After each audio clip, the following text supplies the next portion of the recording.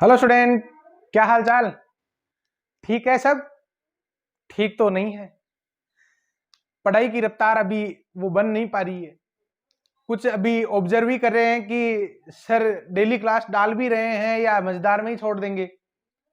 विद्यार्थियों, ऐसा नहीं है। क्लासेस डेली आप लोग ऑब्जर्व करोगे, चैनल पर जाकर अगर आप लोग देखोगे तो आपको पता चल जाएगा कि क्लासेस तो डेली हो रही है। बस आप जो है अभी उस बवर में फंसे हुए हैं, आऊं या नहीं आऊं, स्टार्ट करूं या नहीं करूं। आज की क्लास थोड़ी सी डिफरेंट है। बोर्ड जो है चेंज है आज। रीजन, मैं आज अपने प्रॉपर जगह पर शूट नहीं कर रहा हूं। छुट्टियां चल रही है तो मैं आज मेरे होम टाउन में हूं। यहां पर भी मैंने सेटअप लगा रखा है छोटा सा, क्योंकि आपके लिए क्लासेज जो है बहुत जरूरी है।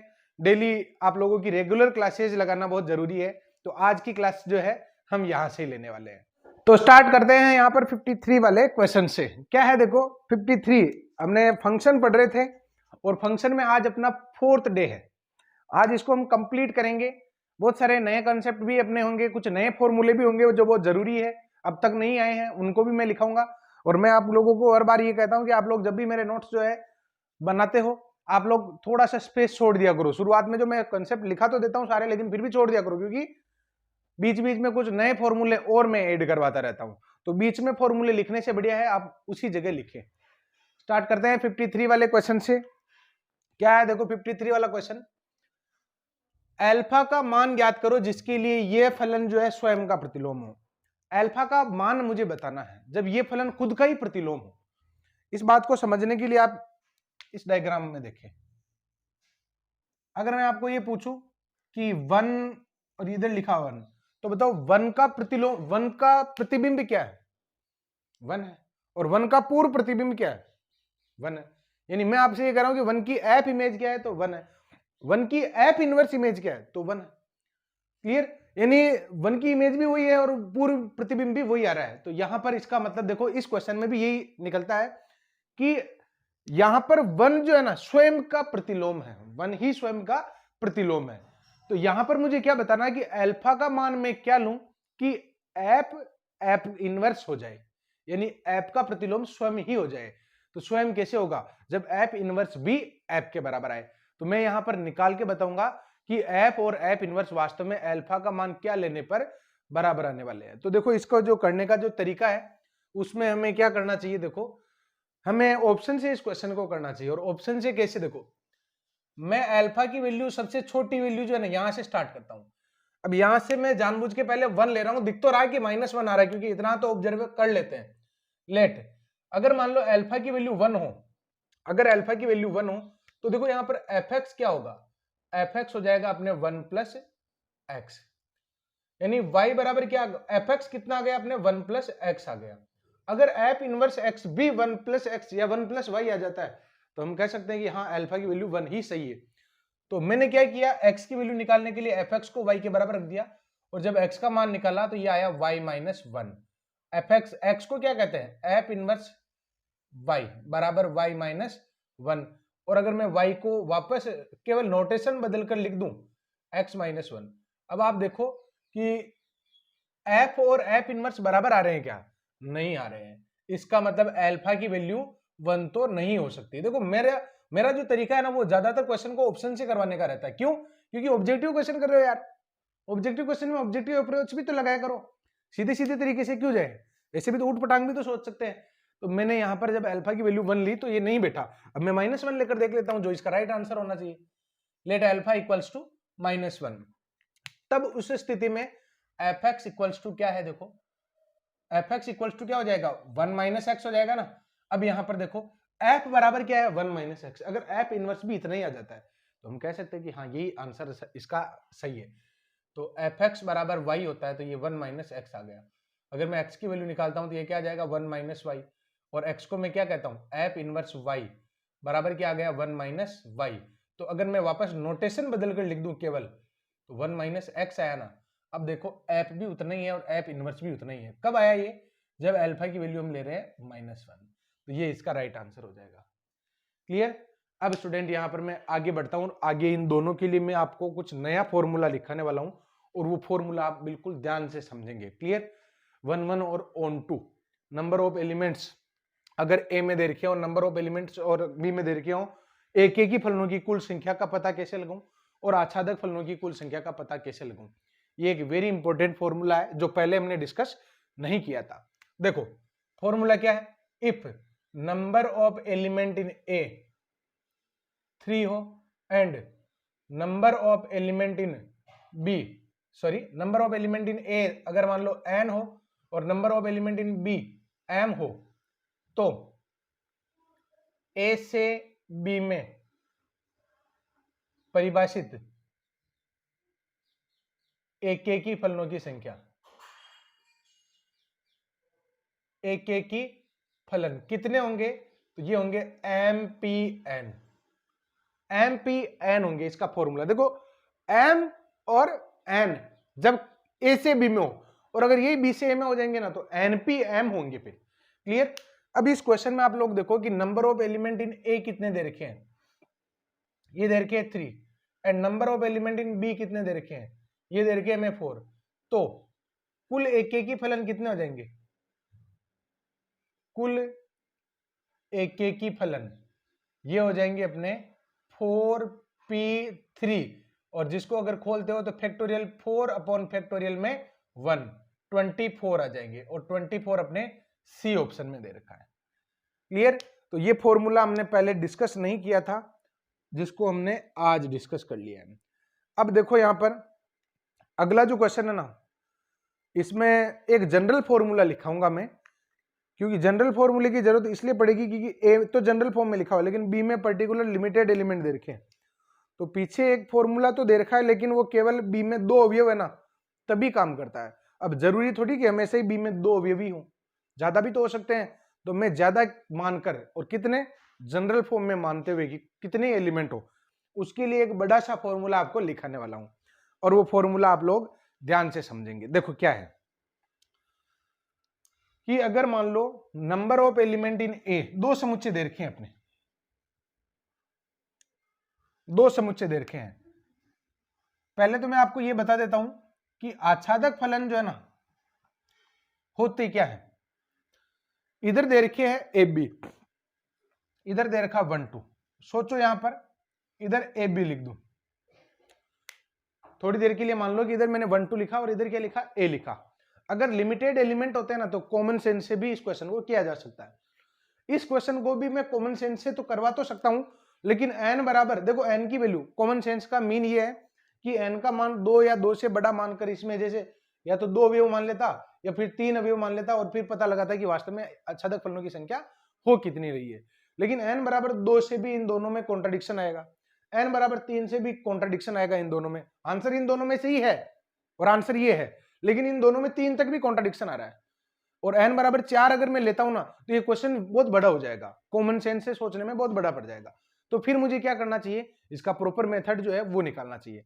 मैं आपको पहले ये समझा देता हूं कि अगर मान लो ये 1 2 लिखा हुआ है और इधर क्या लिखा हुआ है ए, और मैं आपको ये कहूं कि आच्छादक फलन बताओ, तो ये आच्छादक फलन हो गया, बिल्कुल आच्छादक है। क्या ये फलन हो गया? नहीं हुआ। क्यों?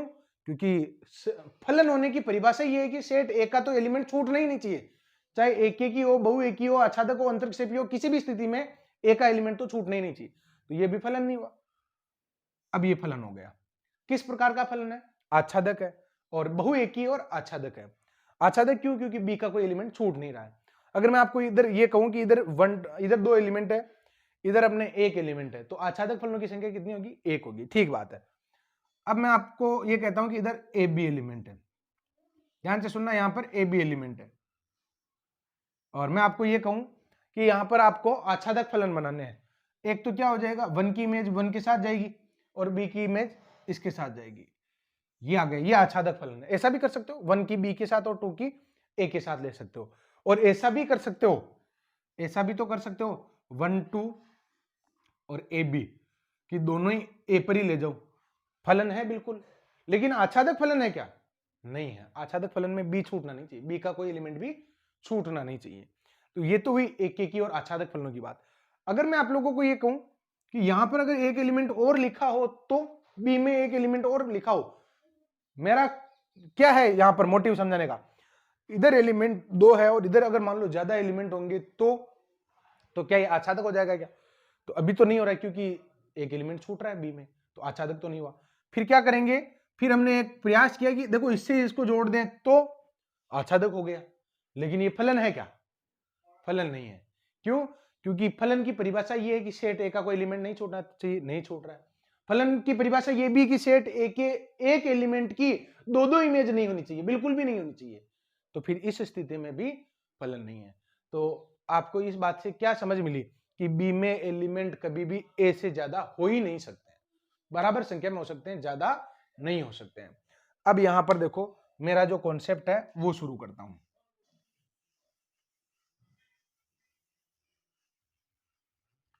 देखो ये एक ही आच्छादक की परिभाषा अगर अब भी आपको परेशान कर रही है ना, तो आपको मेरे जो वीडियोज हैं वापस देखने चाहिए, इस सीरीज के जो वीडियोज है वो वापस देखने चाहिए। साथ साथ आपको 12th की जो बुक है ना वो भी वापस पढ़नी चाहिए 100%, ये वाला जो एक ही आच्छादक के लिए, और जितने भी क्वेश्चन है वो सारे कर डालो उसमें।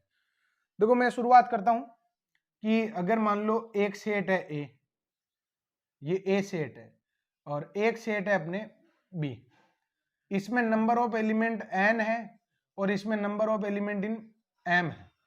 मैं यहां पर क्या कर रहा हूं, number of element in a ये तो हो गए n और number of element in b ये कितने हो गए हमारे, m हो गए। तो आच्छादक फलनों की संख्या कितनी होगी, देखो a से b में आच्छादक फलनों की संख्या, पहली बात तो यह है कि n हमेशा ही भारी पड़ेगा m पर, बराबर जरूर हो सकता है क्योंकि b के एलिमेंट की जो संख्या है ना वो कम होनी चाहिए। अब यहां पर देखो मैं फॉर्मूला लिखने वाला हूं और फॉर्मूला क्या है कि ए से बी में परिभाषित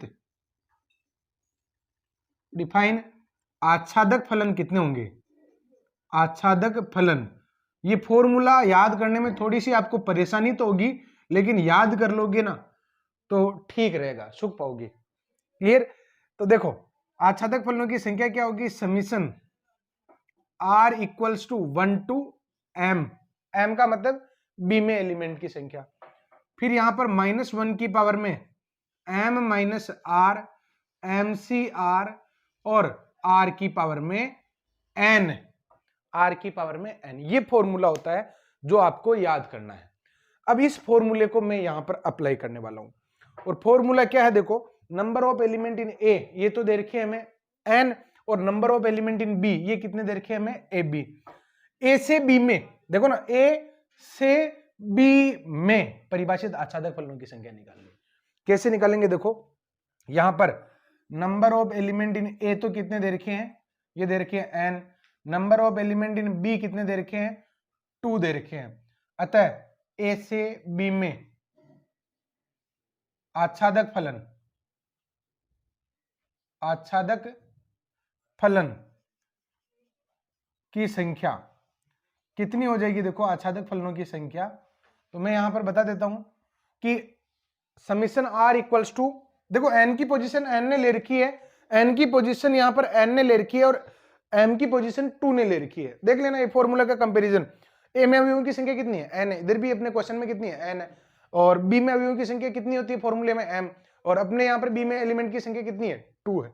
तो देखो ना यहां पर क्या लिखूंगा मैं इसको, summation of R equals to 1 to 2 m तक और -1 की पावर में m minus R, M C R, R की पावर में n। क्लियर? अब यहां पर इसको खोलना है, इसको हम खोलेंगे। अब कहां तक जाएगा, r की वैल्यू 1 से लेकर 2 तक जाएगी। r की वैल्यू 1 से 2 तक अगर खोलते हो, जैसे r बराबर 1 पुट किया आपने, r बराबर 1 पुट करने पर -1 की पावर में क्या आ जाएगा, 1 आ जाएगा। फिर ये आ जाएगा 2c1 और ये आ जाएगा 1 की सॉरी r की पावर में 1, सॉरी 1 की पावर में n, r की जगह 1 रख लेना तो 1 की पावर में n। अब मैं n बराबर 2 भी रखूंगा ना, क्योंकि समीशन खोल रहे हो तो r बराबर 1 पर समीशन खुल गया, तो r बराबर 2 पर भी तो रखो आप।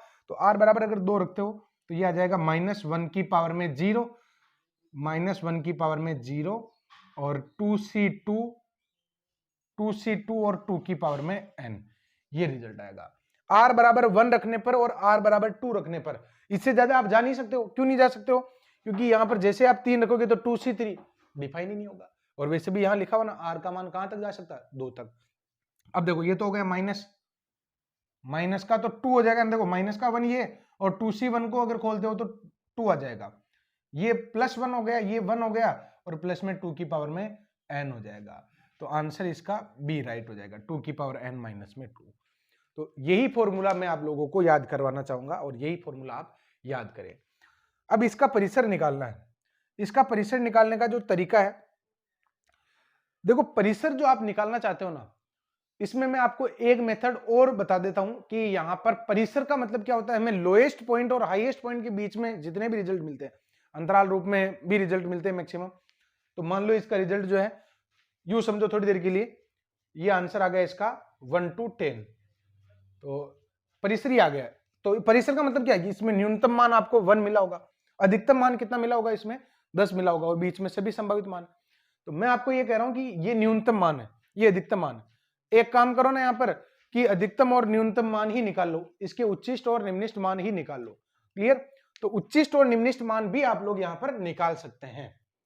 क्या कह रहा हूं मैं, जब भी आपको परिसर निकालना हो, आप उस फलन के उच्चिष्ट और निम्निष्ठ मान निकाल लो, फिर उसको अंतराल रूप में लिख दो। अब यहां पर देखो fx का परिसर मुझे निकालना है, तो मैं इस क्वेश्चन को ऐसे लिख सकता हूं ना, fx इक्वल्स टू, देखो एक्स स्क्वायर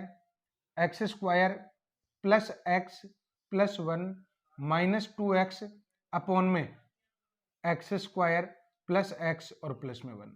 ऐसा करने से ये क्या होगा, fx equals to 1 minus 2x upon में x square plus x plus में 1, ये फलन आ जाएगा। fx की वैल्यू आ जाएगी अपने 1 माइनस 2x अपॉन में x square plus x plus में 1। क्लियर? ये fx आ गया। अभी अब आप उच्चिष्ट और निम्निष्ठ जो है अपनी इच्छा अनुसार निकाल सकते हैं, मैंने बता ही दिया है। मैं यहां पर जो तरीका लेने वाला हूं काम में, वो कुछ इस प्रकार का है, ये कुछ इस प्रकार का है, इसमें भी कुछ एलिमेंट है और इसमें भी कुछ एलिमेंट है। मुझे परिसर का मतलब यही तो देखना है कि इनपुट हमें रखना है और आउटपुट कहां तक के मिल सकते हैं। तो 0 है, -1 है, -2 है, 1 2 3, जो भी रखना चाहो ऐसे। अगर मैं सबसे पहले 0 रखता हूं, देखो यहां पर क्या रखता हूं मैं, 0, तो ये पूरा ही पार्ट 0 हो जाएगा और आंसर क्या आ जाएगा, 1 आ जाएगा। यानी यहां पर 1 की इमेज क्या है, 0 की इमेज क्या है, 1 है।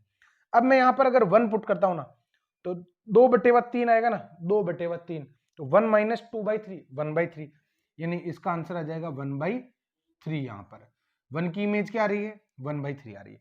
अब ध्यान से देखना यहां पर, अब अगर मैं 2 पुट करता हूं ना, अगर मैं 2 पुट करता हूं, ये 1/3 आया अभी आंसर। अब अगर मैं 2 पुट करता हूं, तो देखो ये आ जाएगा 1 माइनस 4 अपॉन में 7 आ जाएगा, और जो बनता है अपने 3/7। 1/3 0.33 है, 3/7 कितना होगा, 0.4, 0.4 होगा ना, ये 0.3 है, ये 1 है, 0.4 बीच में ही तो कहीं मिलेगा। तो आपको वो संख्या लिखने की आवश्यकता नहीं, केवल यहां पर लाइन ले जाकर छोड़ दो कि यहां पर जाकर कहीं रुक जाएगा इस जगह। क्लियर? अब देखो 3 पुट करते हो ना, क्या आएगा, 1 माइनस 6, 9 और 1 10, और 1 10 और 3 13, ये आ जाएगा ना। 3 अगर मैं रखता हूं तो इसका आंसर कितना आ जाएगा, देखो 7/13, और 7/13 जो है कितना हो जाएगा अपने 0.5 से भी ज्यादा हो जाएगा। क्लियर? तो 7/13 0.5 से हो रहा है, इसकी इमेज कहां जा रही है, इसकी इमेज जा रही है इस जगह। तो मैं ये कहना चाहता हूं कि नीचे जैसे जैसे आप वैल्यूज बढ़ाओगे ना, सारे रिजल्ट 1/3 से 1 के बीच में ही आते रहेंगे। अब नेगेटिव रिजल्ट भी रखकर देख लेते हैं। नेगेटिव में मैं क्या पुट कर देता हूं, -1। मैं हमेशा परिसर निकालने के लिए यही मेथड काम में लेता हूं, और यही सबसे सटीक और बहुत अच्छा मेथड होता है, जो कभी भी फेल नहीं होता। और एक चॉइस मैंने और बता दी, उच्चिष्ट और निम्निष्ठ निकालने की। अब यहां पर देखो, अगर मैं x की वैल्यू -1 पुट करता हूं, तो ये क्या आ जाएगा अपने 1, और माइनस माइनस क्या हो जाएगा, 2 हो जाएगा, प्लस का 2 हो गया ना। या फिर यूं रखो, -1 पुट कर रहे हो भाई, -1 पुट कर रहे हो तो ऊपर तो माइनस का 2 आ गया और नीचे आ गया 1, क्या आंसर आ गया, 3 आ गया। यानी -1 जब हम रखते हैं तो इसका आंसर आ जाता है अपने 3, इसका आंसर आ जाता है अपने 3। क्लियर? अब देखो -2 भी मैं पुट करता हूं, तो 1 माइनस माइनस का 4, और 4 + 1 5, 5 में से 2 जाएगा तो 3 आ जाएगा, तो 1 + 4/3 क्या आ जाएगा, 7/3। 7/3 कितना होता है? 2.1 के अप्रोक्स। -1 की इमेज 3 पर जा रही है, -2 की इमेज 2.1 पर ही जा रही है, ये यहां पर रुक जाएगा। क्लियर? तो स्टूडेंट यहां पर अब जब ऊपर वाले एलिमेंट आप लोगे ना, उन सब की इमेज जो है इस जगह ही आएगी। अगर -3 लेते हो तो इसकी इमेज यहां पर आएगी। तो आपके आउटपुट की जो रेंज है 1/3 से 3 तक, ये इसका आंसर हो जाएगा। क्लियर? तो स्टूडेंट यहां पर 1/3 से 3 इसका राइट आंसर हो जाएगा। अब देखो यहां पर मैं 58 वाला क्वेश्चन ले रहा हूं। इसमें एक फंक्शन दे रखा है और परिसर पूछ रहा है वास्तव में, लेकिन वास्तव में परिसर नहीं है, उसमें प्रांत निकालना है। परिसर इसमें आप नहीं निकाल पाओगे और निकालना भी नहीं है, हमें केवल प्रांत ही निकालना है। इसलिए मैंने यहां पर बुक में जो दे रखा है उसको काट कर क्या लिख दिया? प्रांत लिख दिया है। प्रांत आप लोग इसमें करेक्शन कर ले। इसका प्रांत मुझे निकालना है। प्रांत का मतलब क्या होता है? Valid input. अब वैलिड इनपुट क्या होंगे? देखो, दो फंक्शन है, दोनों को सॉल्व करेंगे, फिर दोनों के आंसर को मर्ज कर देंगे। एक तो रूट वाला फंक्शन दिखाई दे रहा है, तो रूट कब डिफाइन होता है? जब रूट में लिखी हुई संख्या 0 या 0 से बड़ी हो। नेगेटिव यहां पर काल्पनिक बन जाता है रूट में, इसलिए यहां पर क्या होगा? √x² - 1 कब परिभाषित होगा? जब x² - 1 ग्रेटर देन इक्वल 0 हो। It means x - 1 and x + 1 ये क्या हो? हमारे ग्रेटर देन इक्वल 0 हो। तो इसकी अगर मैं नंबर लाइन बनाता हूं तो इसकी नंबर लाइन कुछ इस प्रकार आएगी। देखो, ये -1 है, इधर अपने 1 है, ये तो आ गया -1 और ये आ गया अपने 1। तो देखते हैं कौन सा आंसर होगा। पहले इसका आंसर मैं निकाल लेता हूं, फिर दूसरे का निकालेंगे। इसका आंसर क्या? देखो, यानी इन दोनों का गुणा 0 या 0 से बड़ा होना चाहिए। 0 या 0 से बड़ा कैसे होगा? देखो, अगर मैं आप लोगों को ये कहता हूं कि इस एरिया की कोई भी संख्या रखो, अगर इस एरिया की आप कोई भी संख्या रखते हो ना, तो यहां पर देखो 2 रख देते हैं, तो 2 - 1 पॉजिटिव और 2 + 1 भी पॉजिटिव। तो पॉजिटिव पॉजिटिव का मल्टीप्लिकेशन क्या होगा? पॉजिटिव होगा। यानी इसका जो आंसर है वो इस तरफ जा रहा है। क्लियर? और -1 से 0 के बीच में देखो, सॉरी मैं थोड़ा सुधार करूंगा, अभी नहीं, सुधार क्या है कि पहले दोनों को मर्ज करने से पहले लाइनें मैं नहीं खींच रहा हूं। देखो, यहां पर मैं एक से बड़ी संख्या रख रहा था, तो इधर क्या आया? पॉजिटिव रिजल्ट आया। फिर यहां पर -1 से 0 के बीच की कोई भी संख्या, जैसे 0 रखो, तो 0 इसमें रखोगे तो नेगेटिव और ये हो जाएगा पॉजिटिव। इधर क्या हो जाएगा? नेगेटिव हो जाएगा। -1 से छोटी कोई भी संख्या, जैसे -2 रख दो, ये भी माइनस की, ये भी माइनस की, तो क्या आंसर हो जाएगा? प्लस का हो जाएगा। अब मैं वो लाइन खींच लेता हूं कि इस असमीकरण का सॉल्यूशन क्या होगा? पॉजिटिव होगा। तो पॉजिटिव सॉल्यूशन आपको इधर मिल रहा है, तो ये इसका राइट आंसर हो जाएगा। क्योंकि इक्वल है इसलिए 1 भी शामिल होगा इसमें, ये इधर हो जाएगा, और -1 भी शामिल होगा और ये इस तरफ आ जाएगा। तो आंसर जो है पहली असमीकरण का ये वाला है। अब मैं दूसरी वाली असमीकरण, यानी ये भी तो लॉग फलन भी तो है, इसकी इनपुट क्या है?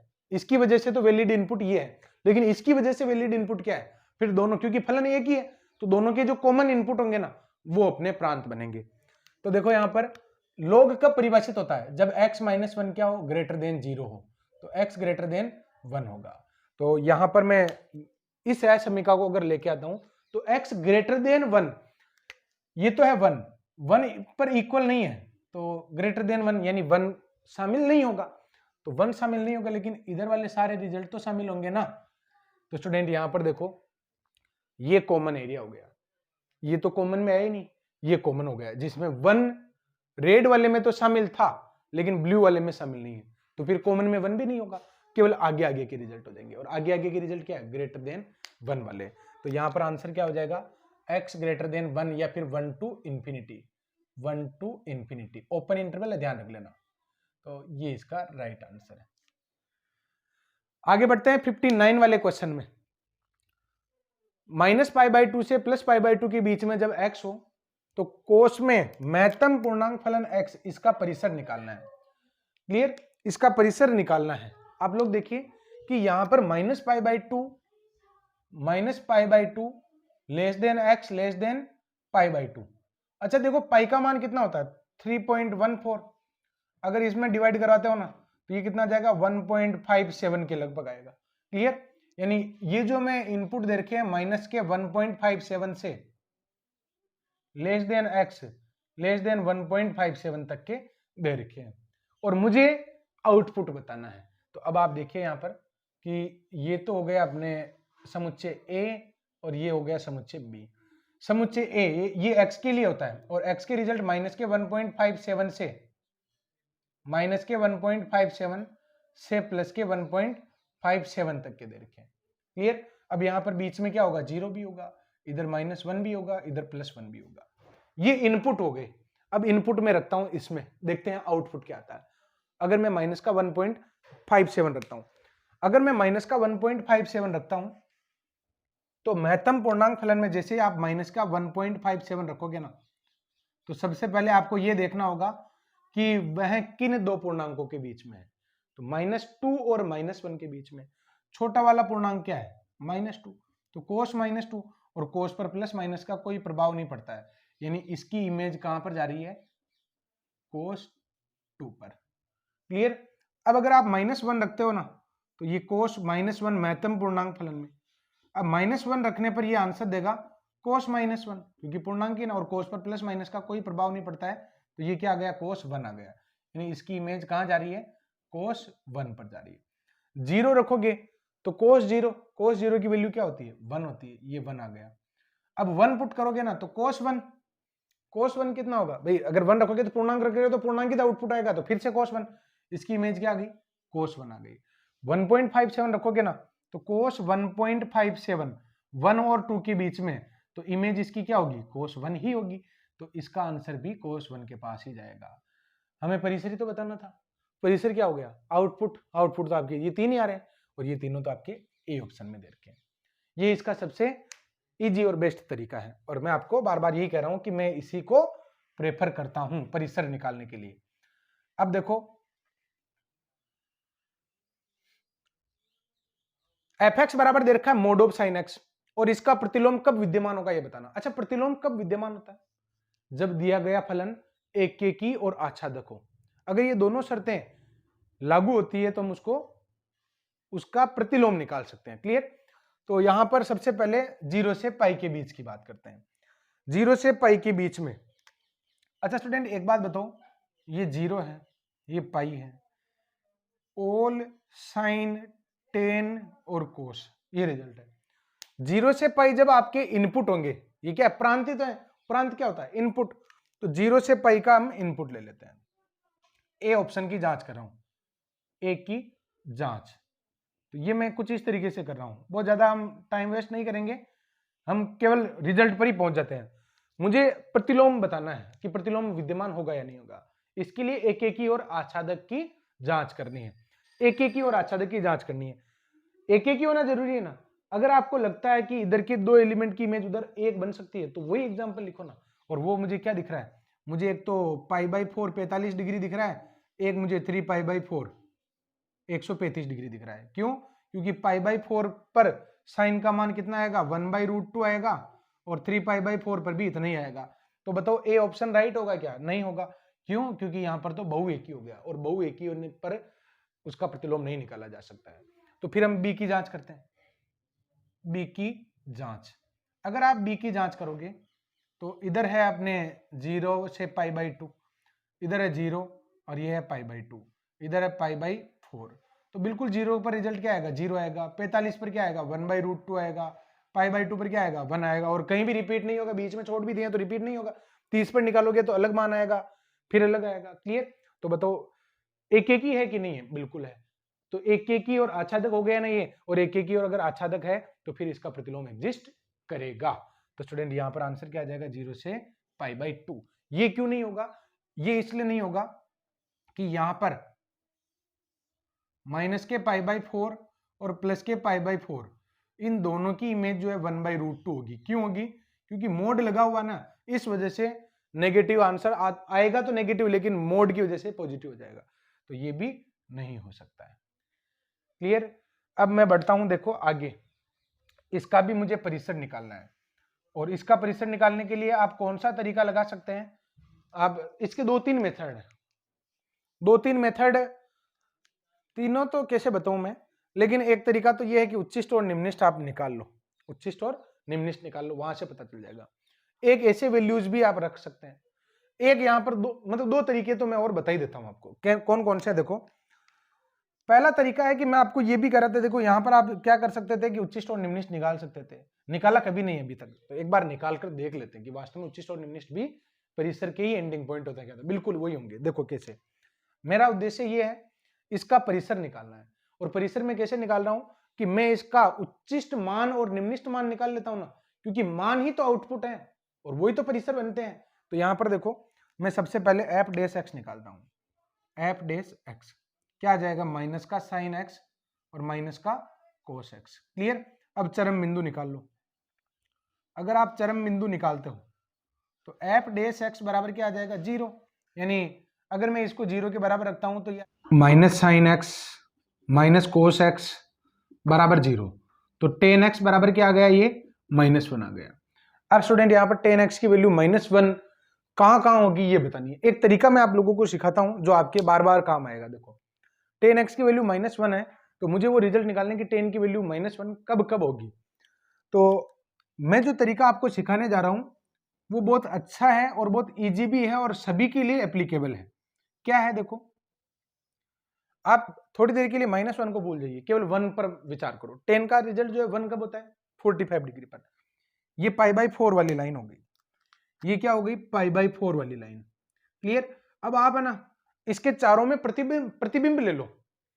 अगर मान लो सोचो कि ये yx अगर इसका प्रतिबिंब मिरर है, अगर yx मिरर है तो इसका प्रतिबिंब इधर आएगा ना, तो ये 45 डिग्री उठी हुई है, तो ये भी तो 45 उठी हुई होगी, तो ये कितना हो गया 135 डिग्री, तो ये 135 डिग्री कहां पर होगा, 3π/4 पर होगा। क्लियर?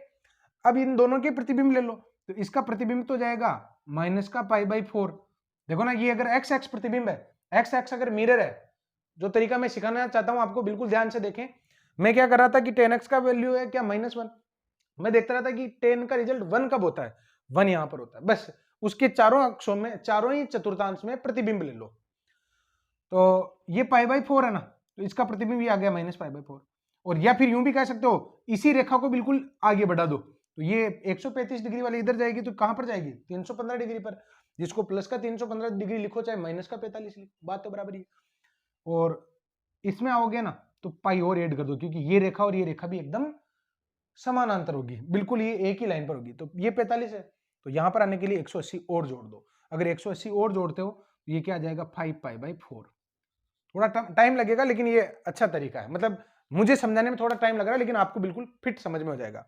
कैसे, देखो अब आप केवल ये देखो कि ये सारे 1 -1 के रिजल्ट आ चुके हैं। तो पॉजिटिव कहां होता है, एक तो यहां पर और यहां पर, ऑल साइन टेन और कोस। देखो ना, ऑल साइन टेन कोस, तो टेन पॉजिटिव इन दोनों में होता है, तो ये दोनों तो नहीं चाहिए, तो टेन नेगेटिव कहां पर होगा, इन दोनों पर। तो यहां पर 10x का रिजल्ट क्या जाएगा, 10x equals to -1। It means x की वैल्यू आ जाएगी एक तो अपने 3π/4 और एक क्या आ जाएगा अपने माइनस का π/4। एक और बताता हूं, देखो मेरी तरफ से, अब बात कर ही ली है तो इसको हम पूरा करते हैं। जैसे कि कोई भी हम वैल्यू सोच लेते हैं, 45 नहीं लेते हैं, अब की बार थोड़ा चेंज करते हैं, 30 या 60 वाली लेते हैं। तो क्या लो, साइन एक्स बराबर 1/2 ले लेते हैं। साइन एक्स इक्वल्स टू 1/2 को मैं समझाने का प्रयास करता हूं, या -1/2, 1/2 तो फटाफट समझ में आ जाएगा, माइनस का 1/2। क्लियर? क्या करोगे, ये चारों लाइन बना लो। अब आप केवल ये विचार करो कि साइन एक्स का जो रिजल्ट है ना वो 1/2 कब होता है, 30 डिग्री पर होता है, तो वो 30 डिग्री वाली लाइन खींच दो, ये π/3 वाली। क्लियर? अब यहां पर इसके मिरर ले लो चारों के चारों ही, तो दो अगर दो अक्षों में आ जाते हैं ना, उसके बाद तो उन लाइनों को पीछे बढ़ाकर ही हो जाता काम। ये 30 डिग्री उठी हुई लाइन है, तो अगर ये इसका मिरर है तो इसकी रेखा इधर आएगी ना, इसका चित्र आपको इधर दिखेगा, वो भी तो 30 डिग्री उठा हुआ होगा इधर।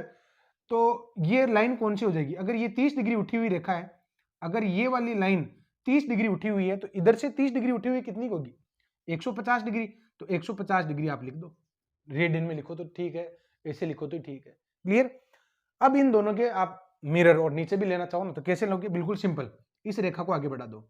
इस रेखा को आगे बढ़ाने पर ये 30 डिग्री है, सॉरी गलत कर रहा था, π/6 है, बाकी ठीक है, 30 डिग्री है, ये π/6, और यहां पर आने के लिए मुझे पाई और ऐड करना पड़ेगा। तो 30 डिग्री तो ये है, 30 में अगर 180 और ऐड करूंगा तो 210, ये कितना आ जाएगा, 210। क्लियर? और इधर जाने के लिए आप एक काम करो, ये 180 150 है ना, इसमें और 180 जोड़ दो, तो कितना आएगा, 180 अगर और जोड़ते हो तो 330 आएगा। बस अब आपको ज्यादा इसमें देर लगेगी नहीं। साइन का रिजल्ट नेगेटिव कहाँ होगा, इसमें और इसमें तो पॉजिटिव होगा, तो ये दोनों रिजल्ट जो है -1/2 के लिए आंसर होंगे। आ गया समझ में? अब स्टूडेंट यहां पर देखो,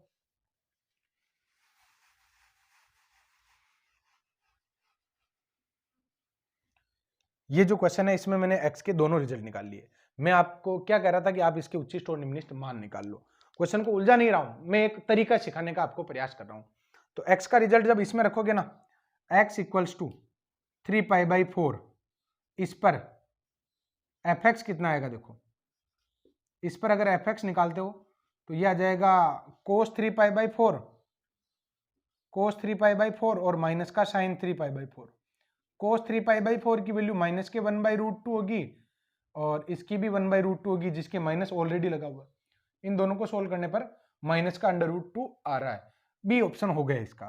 वैसे आप आगे और निकाल कर देख लो, -π/4 पर अगर इस पर रिजल्ट निकालते हो तो fx बराबर क्या आ जाएगा, माइनस का π/4 रखोगे तो कोस पर तो प्लस माइनस का कोई फर्क पड़ता नहीं है, और ये आएगा माइनस का साइन माइनस का π/4, तो इसका तो हो गया 1/√2 और ये माइनस बाहर आएगा तो ये भी प्लस का 1/√2, तो आंसर क्या आ गया इसका √2। कौन सा ऑप्शन सही हो गया, बी हो गया। एक मेथड तो ये था, एक मेथड और बताने की कह रहा था मैं आपको, वो मेथड भी सीख लो आप। ये fx लिखा हुआ है, fx लिखा हुआ है। अच्छा स्टूडेंट, एक काम करता हूं मैं, पहले इसको √2 से ऊपर नीचे मल्टीप्लाई करवा लेता हूं। क्या करवा रहा हूं मैं, √2 से ऊपर नीचे, √2 से मैंने मल्टीप्लाई भी करवाया और √2 से मैंने डिवाइड भी करवा दिया। cos x - 1/√2 sin x, ये भी एक मेथड है। देखो जब बहुत सारे कॉन्सेप्ट हम पढ़ते हैं, सारे टॉपिक हो जाते हैं ना, तो हम उस क्वेश्चन को जब इंडिविजुअल देखते हैं तो हमें पता चलता है यार यहाँ पर ये मेथड भी लग सकता है क्या। तो क्योंकि मैं वो मेथड आपको पढ़ा चुका हूँ, वो तरीका मैं आप लोगों को उच्चिष्ट और निम्निष्ट वाला कॉन्सेप्ट पढ़ा चुका हूँ, तो मैं अब वो बातें भी करूंगा कि देखो ये मेथड भी आप लगा सकते हो। तो आपके लिए आपके दिमाग में एक मेथड और क्लिक होना चाहिए। तो जब जब अपने पास एक एडिशनल एक एक्स्ट्रा मेथड होता है तो हम यहाँ पर ज्यादा कॉन्फिडेंट हो जाते हैं। देखो √2 से ऊपर नीचे मल्टीप्लाई करवाया, √2 से ऊपर नीचे मल्टीप्लाई करवाने के पीछे मेरी मंशा क्या है, क्या मैं इसको cos 45 लिख सकता हूँ, cos π/4 cos x और माइनस का sin π/4 और sin x। ऐसा नहीं है कि सर इसको तो cos π/4 रख रहे हो और इसको भी cos π/4 रखो ना। अरे भाई मेरे दिमाग में जो चल रहा है वो सूत्र बनाने पर है कि या तो दोनों ही cos हो, या फिर यहां sin लिख रहे हो तो इसको cos लिख दो। क्लियर? तो ऐसा करने से cos a cos b minus sin a sin b, cos a plus b का फॉर्मूला हो गया ना, तो ये आ जाता है √2 और cos π/4 और प्लस का x, cos x plus y का फॉर्मूला हो गया। अब स्टूडेंट यहां पर एक बात बताओ, cos में चाहे थीटा कितना ही बड़ा हो, cos का रिजल्ट न्यूनतम कितना होता है, -1 और अधिकतम कितना होता है, +1। तो यहां पर cos π/4 प्लस x का मिनिमम -1 एंड मैक्सिमम क्या होता है, +1 होता है। तो दोनों अगर रिजल्ट रखोगे ना तो -√2 एंड +√2 आपके हाईएस्ट और लोएस्ट रिजल्ट आ रहे हैं। तो बताओ हमें एंडिंग पॉइंट ही तो चाहिए, बीच के तो हमें मिल ही जाएंगे। तो ये भी एक तरीका है। अब स्टूडेंट यहां पर नेक्स्ट क्वेश्चन में आ जाता हूं 63 वाले में। 63 वाला जो क्वेश्चन है, अगर आप यहां पर sin π/4 और यहां पर cos π/4 लिख दोगे ना तो ये sin a - b का फॉर्मूला बन जाएगा। अब sin a - b का फॉर्मूला बनेगा तो भी sin के रिजल्ट तो -1 और +1 ही होते हैं, तो वो -1 रखोगे तो माइनस का √2 हो जाएगा, और जब इसका रिजल्ट +1 रखोगे तो +1 मल्टीप्लाई बाय √2 प्लस का √2 हो जाएगा। आंसर वही आएगा। मैं इस क्वेश्चन की बात कर रहा हूं, इसका प्रतिलोम फलन क्या है। देखो fx दे रखा है ये, और इसका प्रतिलोम फलन क्या है। वैसे नॉर्मल तरीके से निकालना भी कोई बहुत बड़ी समस्या नहीं है, लेकिन जो मैं आप लोगों को एक तरीका सिखा रहा हूं वो और भी इजी है। क्या है, एक काम करो ना, ये fx है, ये f है, f में किसी एक एलिमेंट की मैं इमेज निकाल लेता हूं। तो किसकी निकालूं, जो मुझे सबसे आसान दिखता है। मुझे सबसे आसान कौन सा दिखता है, 0 दिखता है।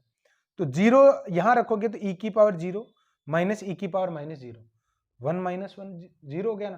तो यानी ये वाला भाग तो 0 हो गया, तो बचा क्या 2। तो 0 की इमेज क्या बता रहा है, 2 बता रहा है। f क्या कर रहा है, 0 की इमेज 2 बता रहा है। मुझे यहां पर क्या निकालना है, f इनवर्स। तो f इनवर्स वही हो सकता है जो 2 की इमेज फिर से क्या बताए, 0 बताए। तो 2 रख के देख लो सब में। क्लियर?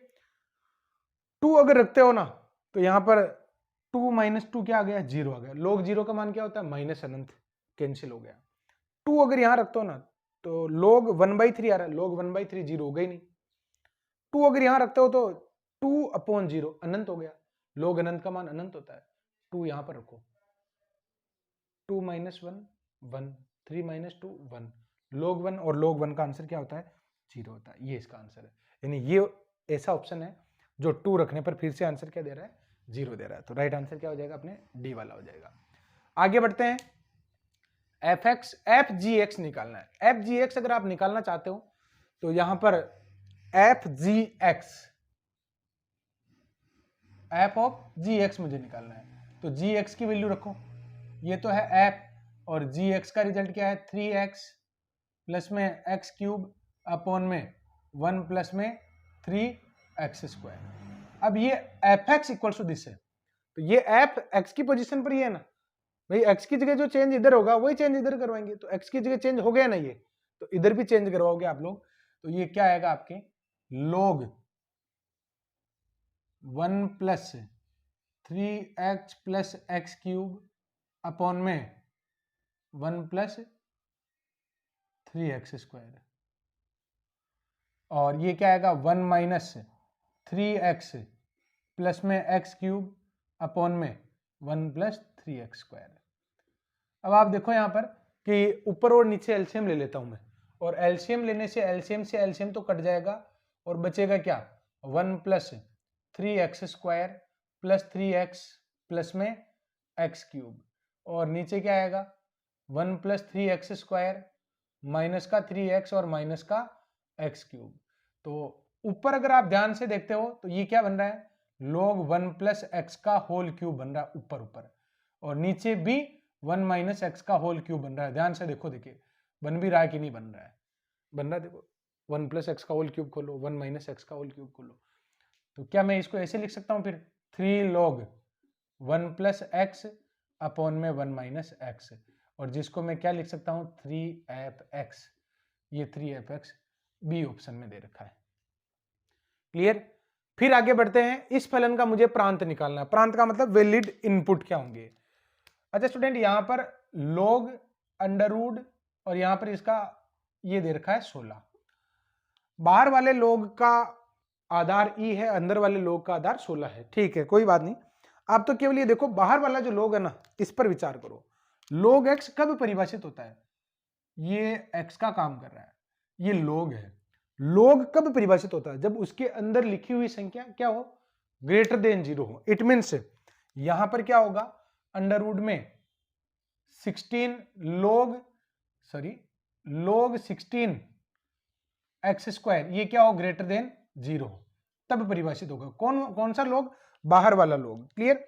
तो मैंने यहां पर log के अंदर जो रिजल्ट लिखा हुआ था उसको ग्रेटर देन 0 कर दिया। अब मैं सोल्व करके x का मान निकाल लेता हूं, अभी फटाफट आ जाएगा। देखो, सबसे पहले इसका वर्ग करोगे ना तो ये आ जाएगा log 16x² is greater than 0। It means x² is greater than 16 की पावर 0।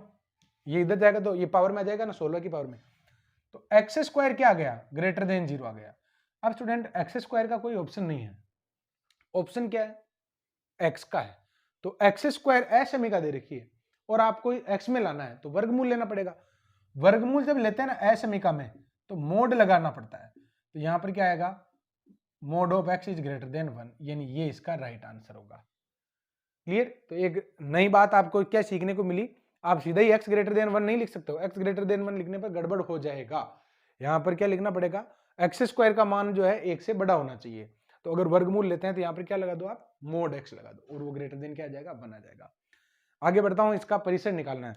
परिसर निकालने का जो तरीका है यहां पर और छोटा बता रहा हूं, क्योंकि जैसे मैंने यहां पर बताया ना कि साइन का रिजल्ट जो है क्या हो सकता है? अधिकतम। कोस का रिजल्ट अधिकतम क्या हो सकता है? 1, और न्यूनतम कितना हो सकता है? -1। ऐसे देखो ना, sin 3x का अधिकतम रिजल्ट क्या हो सकता है? +1। न्यूनतम क्या हो सकता है? -1। तो यहां पर आप डायरेक्ट रख सकते हो, since sin 3x maximum sin 3x equals to 1 पर y का मान हो जाएगा अपने 1, और minimum sin 3x equals to -1 पर y का मान हो जाएगा 1/3, यानी 1/3 से लेकर 1 के बीच में इसका आंसर होगा। ये क्वेश्चन हो गया अपने। नेक्स्ट क्वेश्चन में लेने जा रहा हूं आवर्तनांक वाला, और ये फॉर्मूला मैंने लिखाया था, इसके लिए आप लोग लिख लें इसको।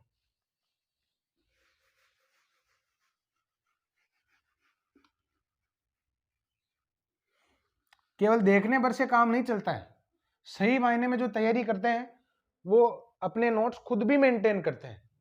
अगर आप केवल देख लेते हो और हाँ समझ में आ गया तो इस बात से काम नहीं चलेगा। चाहे क्वेश्चन वो के वही हैं लेकिन मेथड अपने चेंज हैं।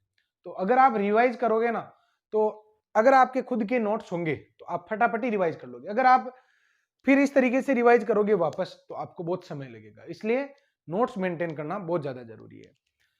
एफ बराबर दे रखा है ये फलन, और इसका आवर्तनांक निकालना है। सबसे पहले मैं इस क्वेश्चन का आवर्तनांक निकालने से पहले आपको कॉन्सेप्ट बता देता हूं कि आवर्तनांक होता क्या है। कोई भी फंक्शन दे रखा है एफ, अगर कोई भी फंक्शन हो एफ फलन का टी आवर्तनांक होगा, टी आवर्तनांक होगा। कब होगा? जब हम सिद्ध कर दें कि एफ टी प्लस एक्स बराबर क्या आ रहा है, एफ एक्स आ रहा है, तो हम उसको क्या कह सकते हैं, टी को आवर्तनांक कह सकते हैं। तो यहां पर ये ऑप्शन टी के हैं, ये सब टी है। तो आपको चेक करना है कि कौन सा जो है, जैसे पाई प्लस एक्स करने पर एफ एक्स आ जाएगा क्या, 2 पाई पर आ जाएगा क्या, 4 पाई पर आ जाएगा क्या, 6 पाई पर। पहले आप एक काम करो, इसको खोल लो। तो अगर मैं इसको खोलता हूं तो क्या रिजल्ट मिलेगा, देखो एफ एक्स इक्वल्स टू 2, और ये क्या आ जाएगा, cos x by 3, x by 3 cos pi by 3। देखो ना ये 1/3 अंदर जाएगा तो कोस ए माइनस बी का फॉर्मूला खोल रहा हूँ, cos A cos B plus sine A sine B plus sine x और साइन पाई बाई 3।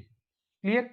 तो यहां पर आ जाएगा आपके कोस पाई बाई 3 यानी 1/2 कोस पाई बाई, सॉरी ये 1/2 है, और ये कोस एक्स बाई 3 और प्लस में अंडर रूट 3/2 और साइन एक्स आ गया। अब यहां पर एफ एक्स की जो वैल्यू है ना वो क्या आ गई आपके, cos x by 3 cos x by 3 और प्लस में under root 3 sine X by 3। Clear? अब मुझे ये चेक करना है, अब ये फंक्शन जो है सिंपल फॉर्म में आ चुका है। मैं इन्हीं में से तो आंसर दूंगा कि भाई ये आवर्तनांक हो सकते हैं। वैसे मैं आप लोगों को ये कहता हूं कि आवर्तनांक ये भी अगर है और ये भी है तो आंसर ये दिया जाएगा। क्यों? क्योंकि जो छोटा वाला जो सबसे न्यूनतम होता है ना उसको आवर्तनांक कहा जाता है। तो चेक तो यहां से करना चाहिए। तो एक तो मैं आपको ऐसे ही चेक करवा रहा हूं। कैसे? अगर पाई ऑप्शन है तो F of pi plus x रखोगे आप, रख के देखा तो cos pi by 3 pi plus x upon में 3 और प्लस में under root 3 sine pi plus x by 3 आएगा। अब एक बात बताओ, क्या F of pi plus x वापस एफ एक्स आ जाएगा क्या? एफ एक्स आ जाएगा क्या? अगर आप पाई में अलग भाग देते हो तो pi by 3 plus x by 3 plus under root 3 sine pi by 3 plus x by 3 ये आ रहा है। अब आप एक बात बताओ कि पाई बाई 2 होता ना तो फिर भी यहां पर पड़ोसी नियम लग जाता, पाई होता तो नो चेंज होता, 3 पाई बाई 2, यानी कुल मिला के ये वाली पोजीशन के अगर कौन होते ना 0 pi by 2 3 pi 3 pi by 2 तो अपने कुछ रिजल्ट पर पहुंच सकते थे।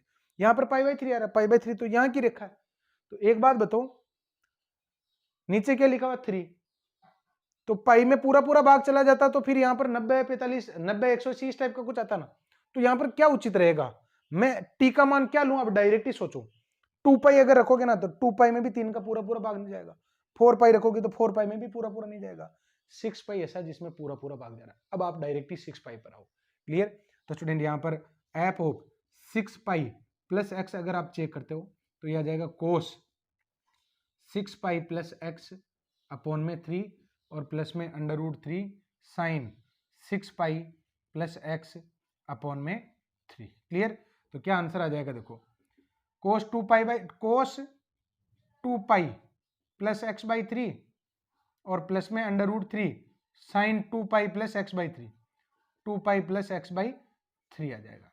देखो ना 2 पाई पर चेंज होता है क्या, 2 पाई 360 डिग्री, ये 360 डिग्री यहां पर चेंज नहीं होगा, तो फिर से क्या आ जाएगा, कोस एक्स बाई 3 आ जाएगा, और क्या आ जाएगा प्लस में अंडर रूट 3 और साइन एक्स बाई 3 आ जाएगा। तो इसका आंसर क्या हो जाएगा अपने 6 पाई हो जाएगा। क्लियर। तो स्टूडेंट ये 70 वाला क्वेश्चन हो गया अपने। अब मैं आ जाता हूं देखो नेक्स्ट क्वेश्चन 71 पर। देखो आज हमने बहुत सारे नए क्वेश्चन ट्राई किए हैं, इसलिए मैं कभी भी ये नहीं चाहूंगा कि आप लोग पहला दूसरा तीसरा वीडियो देख लें और फिर डिले पड़ जाए कि अब तो हमसे हो जाएगा। ऐसे करने वाले सिलेक्शन से दूर हो जाते हैं, फिर थोड़ा सा चेंज होता है और सिलेक्शन से दूर हो जाते हैं। इस वजह से आपको हर एक लेक्चर को बिल्कुल डिटेल से, चाहे आपको आता है ना फिर भी देखा करो, क्योंकि हर बार कुछ नया सीखने को मिलता है अपने को। क्लियर। खाली दिमाग से हमें पढ़ना चाहिए, भरे हुए दिमाग से पढ़ोगे तो कुछ भी नहीं घुसेगा, खाली दिमाग से आप पढ़ोगे तो बहुत कुछ यहां पर सीखने को मिलेगा। एफ एक्स दे रखा महत्तम पूर्णांक फलन एक्स, जी एक्स बराबर दे रखा कोस पाई एक्स, और जी ओ एफ एक्स का परिसर निकालना है। परिसर क्या है? आउटपुट मुझे निकालना है। एक्स कोई भी हम वैल्यू पुट करेंगे, देखो मुझे निकालना क्या है, जी ओ एफ एक्स निकालना है। जी ओ एफ एक्स को आप ऐसे कॉमन सेंस से ही सोचो।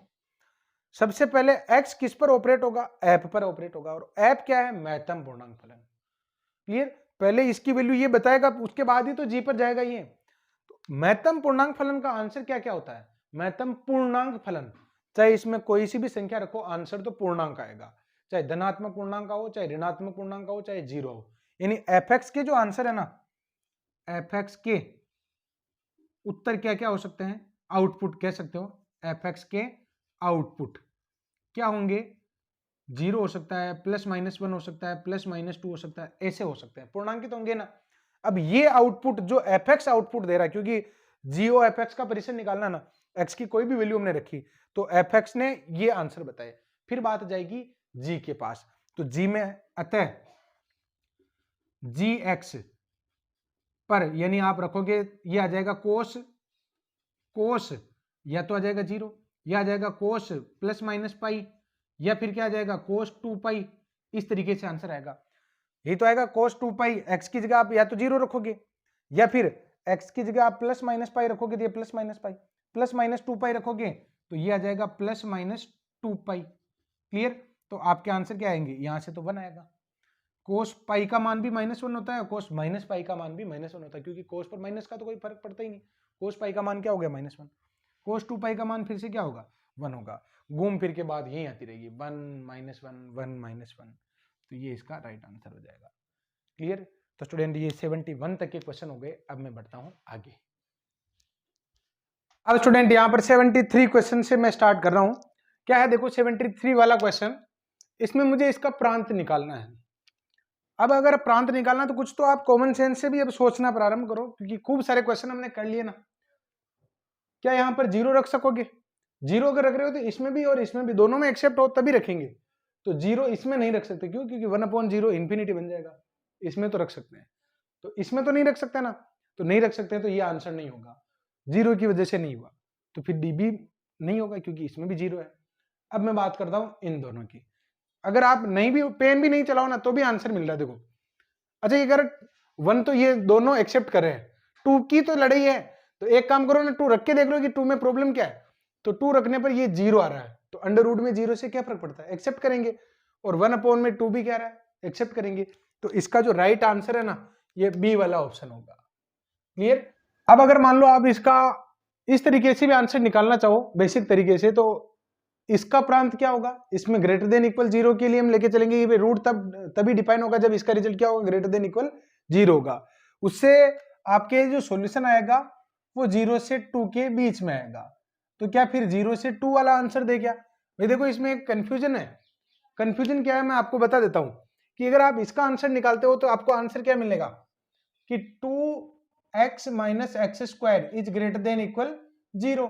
तो अगर यहां से x कॉमन लेते हो ना, तो 2 - x is greater than equal 0। और एक नंबर लाइन अगर आप बनाते हो तो आपको पता चलेगा कि यहां पर 0 है और इधर क्या है? 2 है। ठीक बात है, 0 से 2 है।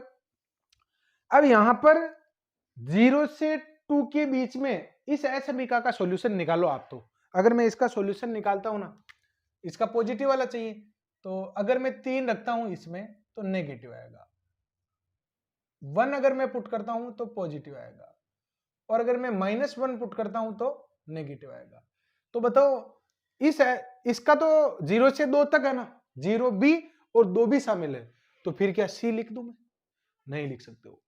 तो कॉमन सेंस कई बार भारी पड़ जाता है, यहां पर कॉमन सेंस से और बढ़िया आंसर मिल जाता है। देखो आप आंसर तो बी ही राइट है, फिर ये 0 से 2। अरे भाई यहां पर इसका भी तो रोल है, इसका भी तो रोल है। तो स्टूडेंट इसका रोल क्या है, ये क्या कह रहा है कि इसमें से ये 0 से 2 आंसर होगा, लेकिन इसका जो नेगेटिव आंसर है ना वो भी तो हटेगा, यानी जिसको ये एक्सेप्ट नहीं कर सकेगा। तो ये कब एक्सेप्ट नहीं कर सकेगा, जब यहां पर आप 0 रखोगे ना तो 1/0 इंफिनिटी बन जाएगा। क्लियर, महत्तम पूर्णांक फलन है, तो 0.5 भी रखोगे ना आप 0.5 तो भी ये 0 बन जाएगा। तो 0.99 पर भी ये 0 बन जाएगा। तो यानी 0 से लेकर 0.99 तक एक्सेप्ट नहीं कर सकते हैं, 1 से ये एक्सेप्ट करना शुरू कर देगा। यानी 0 से 2 के बीच में इसका जो आंसर है उसमें इसको अगर संयुक्त कराओगे ना तो 1 से 2 के बीच में जाकर बात बनेगी। क्लियर, तो स्टूडेंट यहां पर आंसर क्या हो जाएगा, अपने दोनों का मिला जुला जो आंसर है वो कुछ इस तरीके से होगा, इसका 1 से लेकर आगे तक चलेगा, तो आंसर ये हो जाएगा अपने बी हो जाएगा, ये इसका राइट आंसर है। नेक्स्ट क्वेश्चन देख लेते हैं फटाफट, fx² + 3x - 1, तो fx कितना होगा। दो तरीके हैं इसके, एक तो ऑब्जेक्टिव क्वेश्चन को कैसे सोल्व करना है उसकी भी अप्रोच है अपने पास, एक नॉर्मल तरीके से भी मैं आपको बता देता हूं। थोड़ी देर के लिए आप एक काम करो, इसको y मान लो, लेट x² + 1 = y हम मान लेते हैं। अगर हम इसको y मान रहे हैं तो यहां से अगर x की वैल्यू आप निकालते हो तो x की वैल्यू क्या आ जाएगी, ये आ जाएगी अंडर रूट में y - 1। क्लियर, तो स्टूडेंट x² + 1 की जगह तो आप रख दो y, और ये आ जाएगा 3√y - 1 एंड माइनस का 1। तो चेंज, अब वहां पर केवल नोटेशन को चेंज करवा रहा हूं मैं, y का नोटेशन x में चेंज करवा रहा हूं केवल और केवल, ताकि ऑप्शन से मैच हो जाए। तो यहां पर रिप्लेस y रिप्लेस इन x, तो यहां पर अगर रिप्लेस करते हो तो fx = क्या आ जाएगा, 3√में x - 1 और माइनस में 1, ऐसा आपने बी ऑप्शन में दे रखा है। अच्छा, कौन सा तरीका मैं बता रहा था, आप लोग एक काम करो ना, x की वैल्यू यहां 0 रख दो, x की वैल्यू मैंने क्या रख दी, 0 रख दी। अब x की वैल्यू 0 रखने पर ये रिजल्ट क्या हो गया, f1 हो गया ना, f1 बराबर क्या आ रहा है, -1 आ रहा है, x बराबर मैंने 0 रख दिया। अब आप एक काम करो, f1 ही तो हो गया, यानी fx मुझे निकालना है, fx वही होगा जिसमें x की जगह 1 पुट करने पर -1 आ रहा हो, तो -1 केवल इसमें ही आ रहा है। x की जगह क्या पुट करोगे आप, x की जगह हम पुट करेंगे 0, तो x की जगह 0 पुट, सॉरी x की जगह 1 पुट करेंगे ना, क्योंकि f1 बन गया, तो 1 - 1 तो हो जाएगा 0, तो ये पूरा 0 हो जाएगा और क्या आ जाएगा, -1 आंसर आ जाएगा। क्लियर, तो ऐसे मैंने खूब सारे आप लोगों को पहले भी बताए हैं, तो इस तरीके से आप चेक कर सकते हैं। अब यहां पर मैं लेने वाला हूं 77 वाला क्वेश्चन, और मुझे इसका प्रांत निकालना है। प्रांत निकालना है तो अंडर रूट भी है, लोग भी है, तो आप पहले अंडर रूट के बारे में सोचो। रूट कब डिफाइन होता है, जब उसके अंदर लिखी हुई संख्या ग्रेटर देन इक्वल 0 हो। तो यहां पर आप लोग क्या लिखोगे, रूट तभी डिफाइन होगा जब लोग x² - 6x + 6 is greater than equal क्या हो, 0 हो। तो फिर x² - 6x + 6 is greater than equal क्या हो जाएगा, 1 हो जाएगा ना, e⁻0। अरे भाई e⁻0 क्या हो जाएगा, 1 हो जाएगा। तो एटलीस्ट ये आ क्या गया अपने, x² - 6x + 5 is greater than equal 0, और इसके दो फैक्टर हो जाएंगे x - 3 और x - 2 इज ग्रेटर देन 0, गलत कर दिया, इसके फैक्टर होंगे x - 5 and x - 1 is greater than equal 0। अगर आप एक नंबर लाइन बनाते हैं जिसमें यहाँ पर तो आएगा 1 और यहाँ पर आएगा अपने 5। क्लियर, तो राइट आंसर कौन सा होगा देखते हैं। 5 से बड़ी कोई भी संख्या रखो, तो 5 से बड़ी संख्या 6 रखोगे ना, पॉजिटिव एंड पॉजिटिव, तो यहाँ पर कौन सा आंसर आ जाएगा अपने, पॉजिटिव आ जाएगा। 1 से 4 के बीच में, 1 से 5 के बीच में जैसे 3 पुट कर दो, नेगेटिव और पॉजिटिव, यहाँ पर क्या आएगा, नेगेटिव आएगा। इधर 0 रख के देख लो तो पॉजिटिव आएगा। तो मुझे आंसर कौन सा चाहिए था, ग्रेटर देन वाला। ग्रेटर देन वाला कहाँ से मिलेगा अपने को, -∞ टू -1 तक, सॉरी +1 तक, एंड यूनियन 5 टू इंफिनिटी तक। 5 की तरफ क्लोज आएगा, क्यों आएगा, क्योंकि यहाँ पर इक्वल भी लगा हुआ है, इस वजह से। तो कौन सा ऑप्शन दे रखा है 77 वाले में, क्योंकि मैंने इसके ऑप्शन नहीं लिखे हैं, 77 वाले क्वेश्चन में सी आपके राइट आंसर हो जाएगा। क्लियर, आगे बढ़ते हैं। देखो 79 वाला क्वेश्चन क्या, gx हमें दे रखा है, f of gx equal to this, तो fx क्या होगा, fx मुझे निकालना है। अच्छा, f ऑफ gx हमें दे रखा है, तो f ऑफ gx ये हमें दे रखा है इसके बराबर 3 प्लस 2 अंडर रूट एक्स और प्लस में एक्स। अच्छा, एफ ऑफ जी एक्स का मान तो हमें दे ही रखा ना, तो मैं इसको ऐसे लिख सकता हूँ ना, F of 1 plus under root X बराबर ही है। और क्या पूछ रहा है? एफ एक्स पूछ रहा है। अच्छा स्टूडेंट, ये क्वेश्चन कुछ इस तरीके का नहीं बन गया? F X square plus 1 equal to 3x minus 1 हो तो एफ एक्स क्या होगा? यही तो क्वेश्चन हो गया। तो मैं एक काम कर सकता हूँ, यहाँ पर मेरे पास दो चॉइस है, और वो दो चॉइस क्या है कि आपको एफ एक्स निकालना ना, एक काम करो, एक्स की कोई भी वैल्यू आप रख दो। एक्स की वैल्यू क्या रख सकते हो? एक्स की वैल्यू 0 रख के ऑप्शन से मैच करवा दो, फटाफट पता चल जाएगा। देखो, अगर मैं एक्स की जगह 0 रखता हूं तो आंसर क्या आएगा? f1 बराबर 3 आएगा। अब मुझे क्या निकालना है? fx। तो fx वही होगा जिसमें x की जगह 1 पुट करने पर आंसर क्या आ रहा हो? 3 आ रहा हो। x की जगह क्या पुट करने पर? 1 पुट करने पर। ये भी 3 दे रहा है, ये भी 3 दे रहा है, ये भी 3 दे रहा है, बस ये नहीं दे रहा है। तो आपको x की वैल्यू बढ़ानी होगी। तो x की वैल्यू बढ़ाओ तो यहाँ पर 4 पुट करके देख लो। क्लियर? एक तो ये तरीका होता है। अगर मैं 4 पुट करता हूं ना तो ये आ जाएगा f3 इक्वल्स टू 4 इसलिए पुट कर रहा हूं, वर्गमूल लेने में आसानी होगी। 3 चौक सॉरी 4, 2 इंटू 2 4 और 3 7, 7 और मैं क्या पुट कर रहा था? x की जगह 4, तो ये तो हो जाएगा 3 और 4 7, 7 और 4 11। अब आपको ऑप्शन में भी x की जगह क्या पुट करना है? 3 पुट करना है। 3 रखने पर ये आंसर दे रहा है 11। तो राइट आंसर इसका क्या होगा? बी होगा। लेकिन ये तो एक जुगाड़ है, जो आपको समझ में आया हो या नहीं आया हो। मैं यहाँ पर प्रॉपर मेथड अगर लगाना चाहता हूं तो यही तो क्वेश्चन है। तो यहाँ पर एक काम करो ना, let 1 plus under root X equals to Y. तो यहाँ पर अंडर रूट एक्स बराबर क्या हो जाएगा? Y minus 1। तो x बराबर क्या हो जाएगा अपने? y माइनस 1 इसका होल स्क्वायर। तो यहाँ पर इसको तो मैं क्या लिख देता हूँ? f ऑफ y, और राइट साइड में क्या आ जाएगा? 3 प्लस में 2 अंडर रूट एक्स की जगह तो आ जाएगा y माइनस 1 और प्लस x की जगह आ जाएगा y माइनस 1 का होल स्क्वायर। अगर हम इसको खोलते हैं तो 3 plus 2y minus 2 plus Y square minus 2y plus में 1, इससे ये कट जाएगा। तो आंसर क्या आ जाएगा? देखो, वाई स्क्वायर और प्लस में 2, तो वाई स्क्वायर प्लस 2 कहाँ पर लिखा हुआ? ये एक्स स्क्वायर प्लस 2, वाई को रिप्लेस करवा दो ना एक्स से, तो ये इसका राइट आंसर हो जाएगा। तो अलग अलग तरीके से सोच सकते हैं, जैसा भी आपको ठीक लगे। 80 वाला क्वेश्चन ले रहा हूँ, 80 वाला। मुझे इसका प्रांत निकालना है।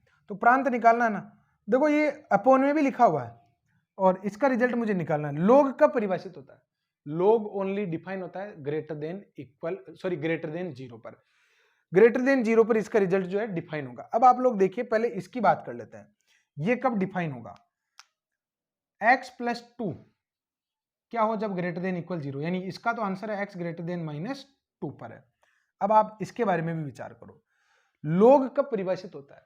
लोग परिभाषित होता है 1 माइनस, जब उसके अंदर लिखी हुई संख्या क्या हो? ग्रेटर देन 0 हो। सिंस लोग तभी डिफाइन होगा जब 1 माइनस एक्स क्या हो? ग्रेटर देन 0 हो। अब ग्रेटर देन 0 तो x की वैल्यू क्या आ जाती है? 1 इज ग्रेटर देन x, यानी x लेस देन 1 पर डिफाइन होगा। अब यहां पर x की वैल्यू 1 से छोटी होनी चाहिए। 1 से क्या होनी चाहिए? छोटी होनी चाहिए। देखते हैं दोनों का मिला जुला रूप क्या है। एक तरफ लिखा हुआ 1, एक तरफ लिखा हुआ है माइनस का 2, माइनस का 2 और 1।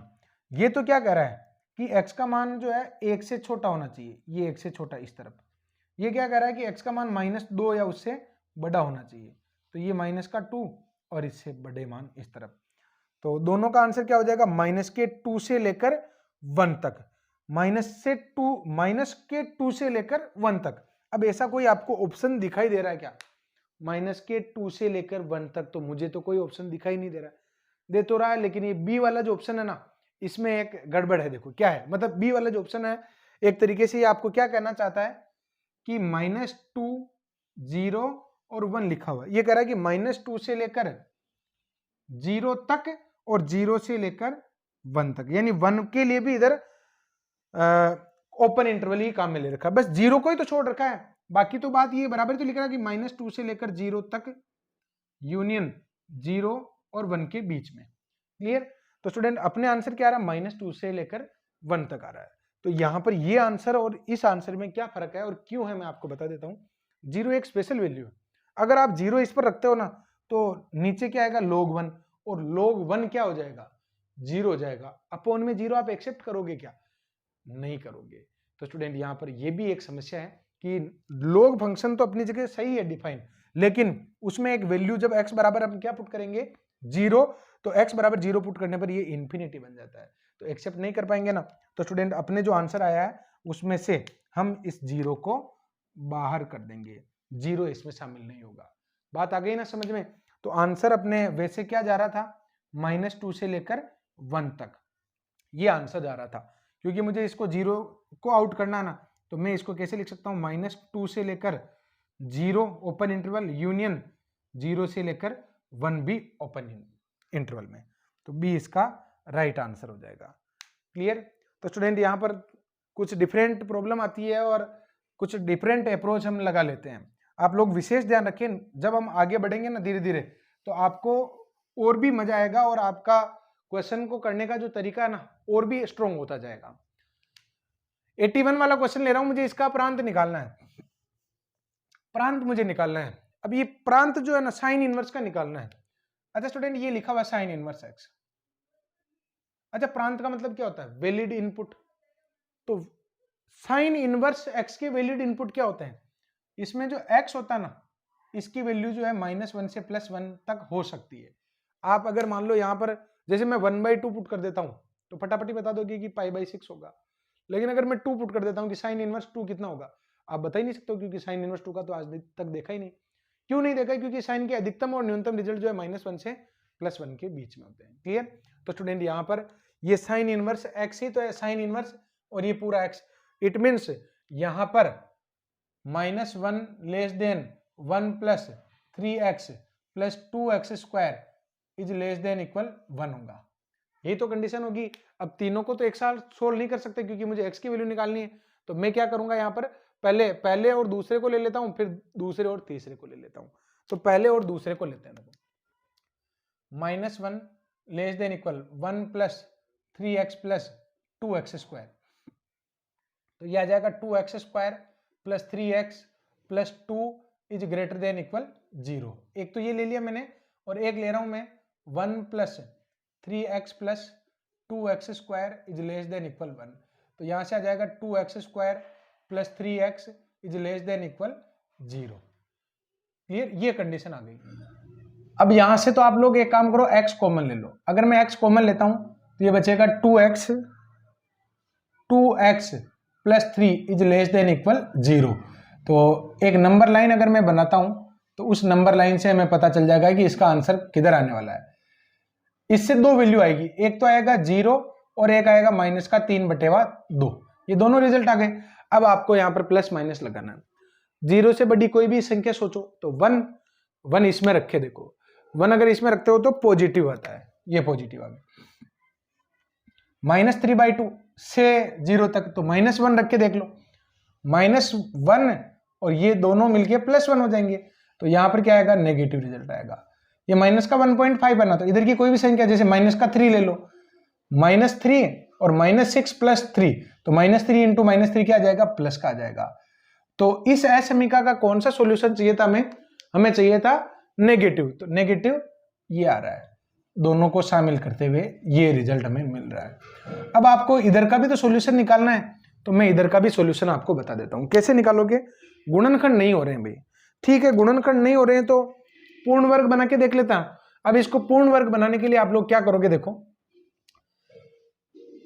x² अगर मैं कॉमन लेता हूं यहां से, अगर मैं इसको लिख देता हूं 4x, अगर मैं यहां से 2 कॉमन लेता हूं तो यह आ जाएगा x² + 3/2x और प्लस में 1 इज ग्रेटर देन इक्वल 0। एक बार मैं कंप्लीट स्क्वायर बना के आपको बता रहा हूं, वहां से आपको पता चल जाएगा कि वास्तव में हो क्या रहा है।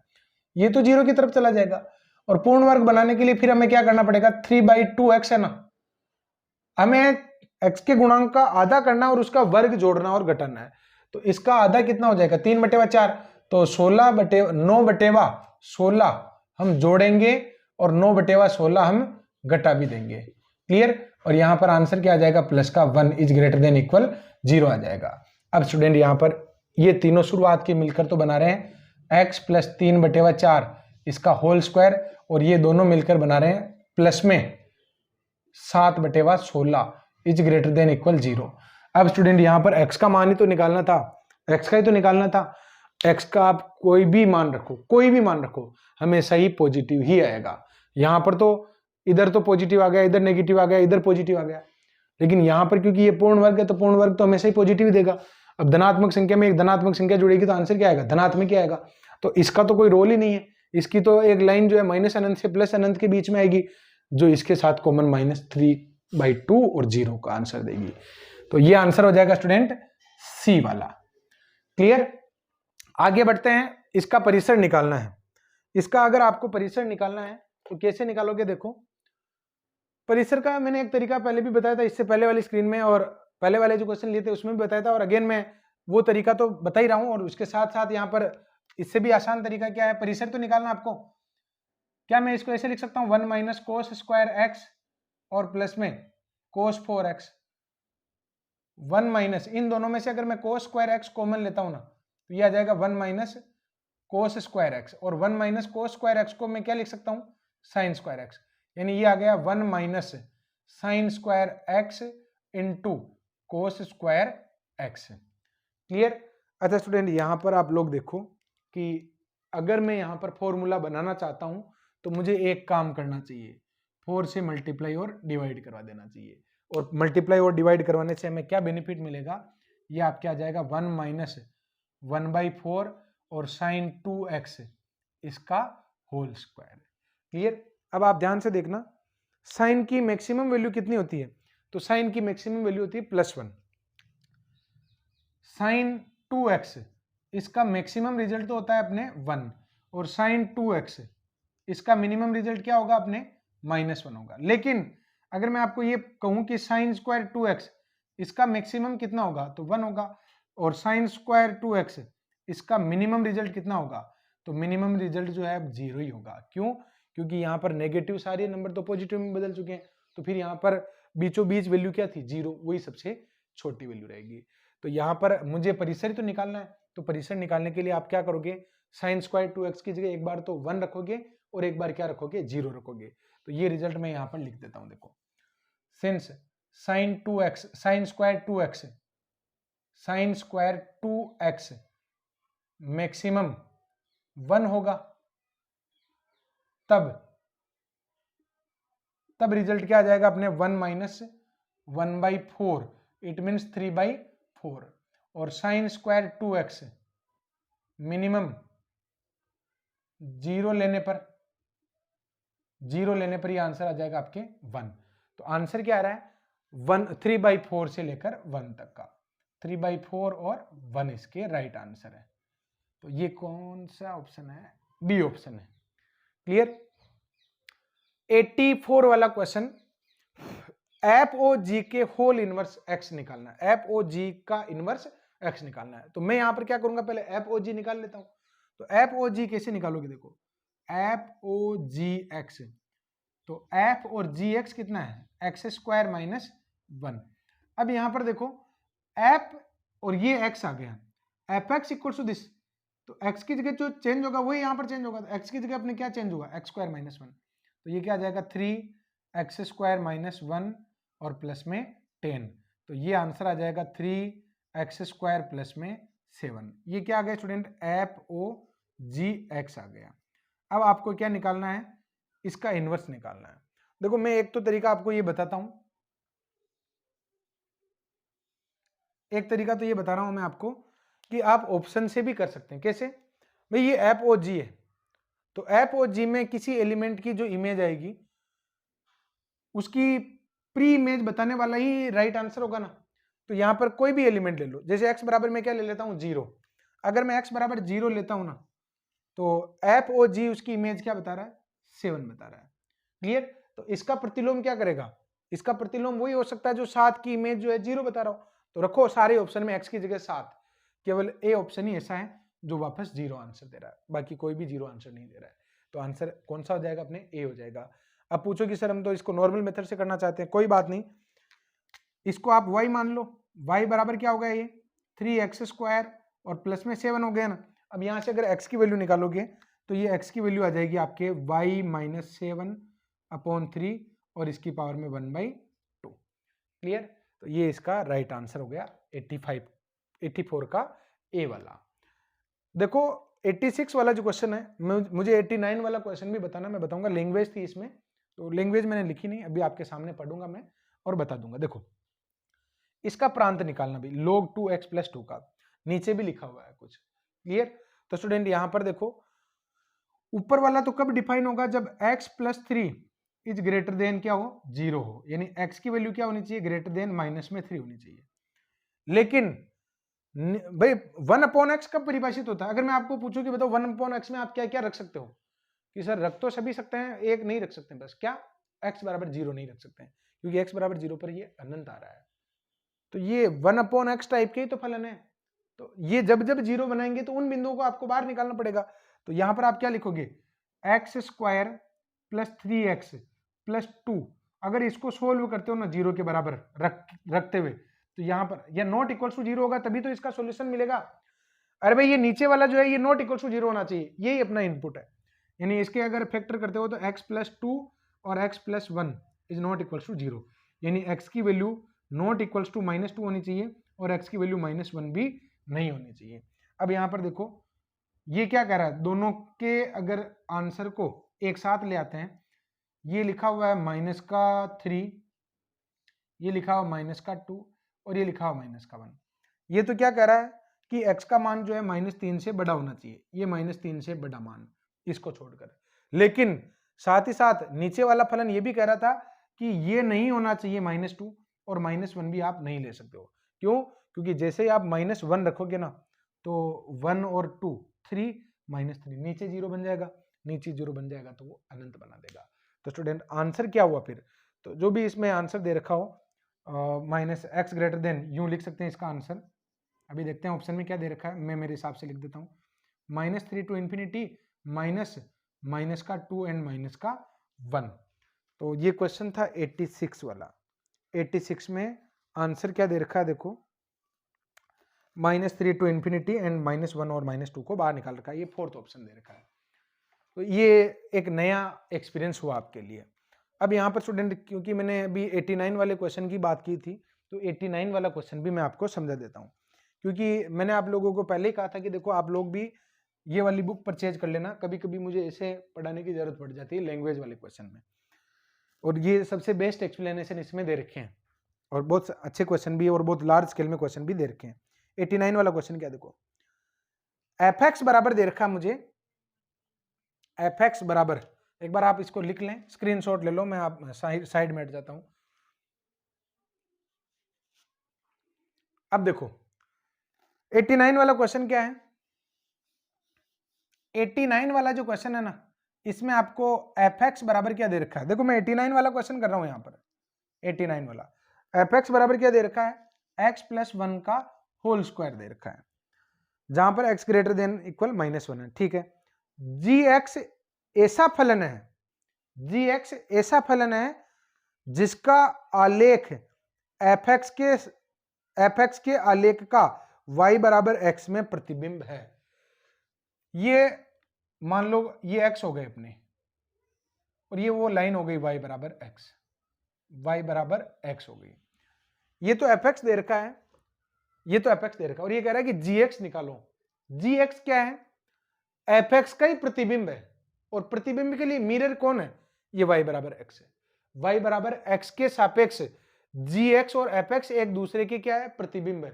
प्रतिबिंब कहो चाहे प्रतिलोम कहो, एक ही बात है। क्यों?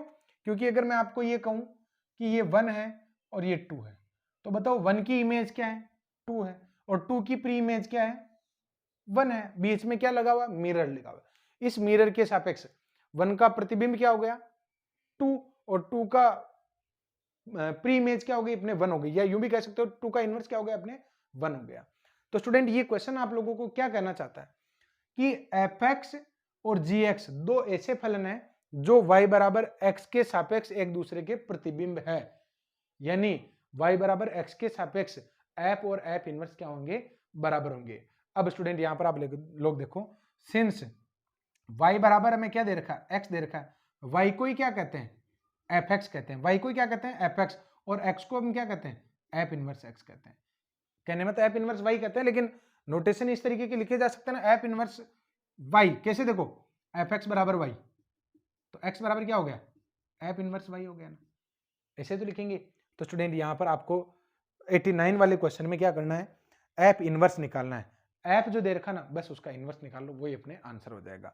तो स्टूडेंट यहाँ पर मैं इनवर्स निकालने का प्रयास करूंगा कि एफ एक्स बराबर एक्स यानी वाई बराबर एक्स के सापेक्ष अगर इसका प्रतिलोम निकालोगे तो वो आंसर आ जाएगा। क्वेश्चन को थोड़ा सा घुमाया गया है, बस आप लोग अगर ध्यान से समझेंगे तो बिल्कुल बात क्लियर हो जाएगी कि gx एक ऐसा फलन है जो y बराबर x रेखा के सापेक्ष इसका क्या है, प्रतिबिंब है। क्लियर, और प्रतिबिंब है तो यहां पर इसका मतलब f अगर मुझे g निकालना है ना तो f का ही मैं प्रतिबिंब ले लेता हूं, यानी प्रतिलोम ले लेता हूं। क्लियर, तो स्टूडेंट यहां पर हम क्या लिखेंगे, सिंस gx बराबर क्या होगा, f इनवर्स x होगा। तो f इनवर्स x होगा ना, तो यहां पर मैं f इनवर्स x निकाल लेता हूं। सो इस इक्वेशन को अगर सरल करोगे तो y बराबर क्या आ गया, x प्लस 1 का होल स्क्वायर। तो यहाँ से अंडर रूट वाई बराबर क्या आ जाएगा, x प्लस 1। तो x का मान कितना आ जाएगा, अंडर रूट में y माइनस में 1। ये आ गया अपने gx जो मुझे निकाल मतलब f इनवर्स x।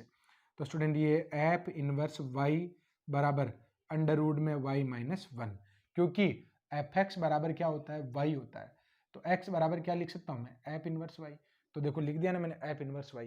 तो स्टूडेंट यहाँ पर फाइनली f इनवर्स x ये कितना आ गया अपने अंडर रूट में x माइनस 1 आ गया, और f इनवर्स x ही किसके बराबर है, gx के बराबर है। तो कौन सा ऑप्शन हो जाएगा 89 वाले में, 89 वाले में हो जाएगा अंडर रूट में x माइनस 1, फोर्थ ऑप्शन हो जाएगा। क्लियर, तो स्टूडेंट कभी कभी क्या होता है कि डायरेक्ट नहीं कहता है कि आप प्रतिलोम निकालो, बस उसी लैंग्वेज को वो घुमा देता है कि आपको प्रतिलोम नहीं निकालना है, आपको y बराबर x के सापेक्ष प्रतिबिंब निकालना है। तो प्रतिबिंब निकालना है तो ये सममित रेखा ना, तो इसके प्रतिलोम इसके सापेक्ष प्रतिबिंब जो है वो कैसे निकाल लिया हमने, भाई एक तरफ f है, अगर मैं आप लोगों को ये कहूं ये fx है और इधर क्या है gx है, ठीक है, ये तो दे रखा है। अगर मैं आप लोगों को ये कहूं कि एक इधर खड़ा हुआ है, एक इधर खड़ा हुआ है और उसकी इमेज इधर दिख रही है, तो इसका मतलब ऑब्वियसली ये दूसरे की क्या है, प्रतिलोम है ना। f इधर है, y बराबर x मिरर है, तो y बराबर x मिरर के सापेक्ष f की इमेज क्या होगी, f इनवर्स होगी। क्वेश्चन क्या कह रहा है कि fx और gx जो है y बराबर x रेखा के सापेक्ष एक दूसरे की क्या है, प्रतिबिंब है। इसका मतलब gx जो है वो f इनवर्स x के बराबर होगा। क्लियर, तो स्टूडेंट ये क्वेश्चन था अपने 89 वाला जो मुझे बताना जरूरी समझा मैंने, तो मैंने आप लोगों को बहुत अच्छे ढंग से इसको बता दिया है। मैं आगे बढ़ता हूँ 97 वाले क्वेश्चन में। 97 वाले क्वेश्चन में मुझे बताना कि ये एक आच्छादक है या नहीं है।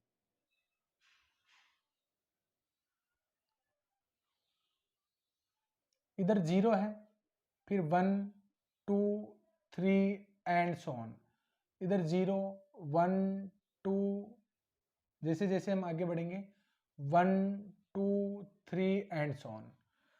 सबसे पहले मैं x की जगह 0 रखता हूं, तो x की जगह 0 रखोगे तो आउटपुट क्या आ जाएगा, 0 आ जाएगा। अब अगर x की जगह 1 रखोगे ना तो 1 की इमेज क्या आ जाएगी, 1/2। अब 1/2 लिखो मत, केवल यहां पर लिखकर छोड़ दो, 1 की इमेज क्या आ रही है, 1/2।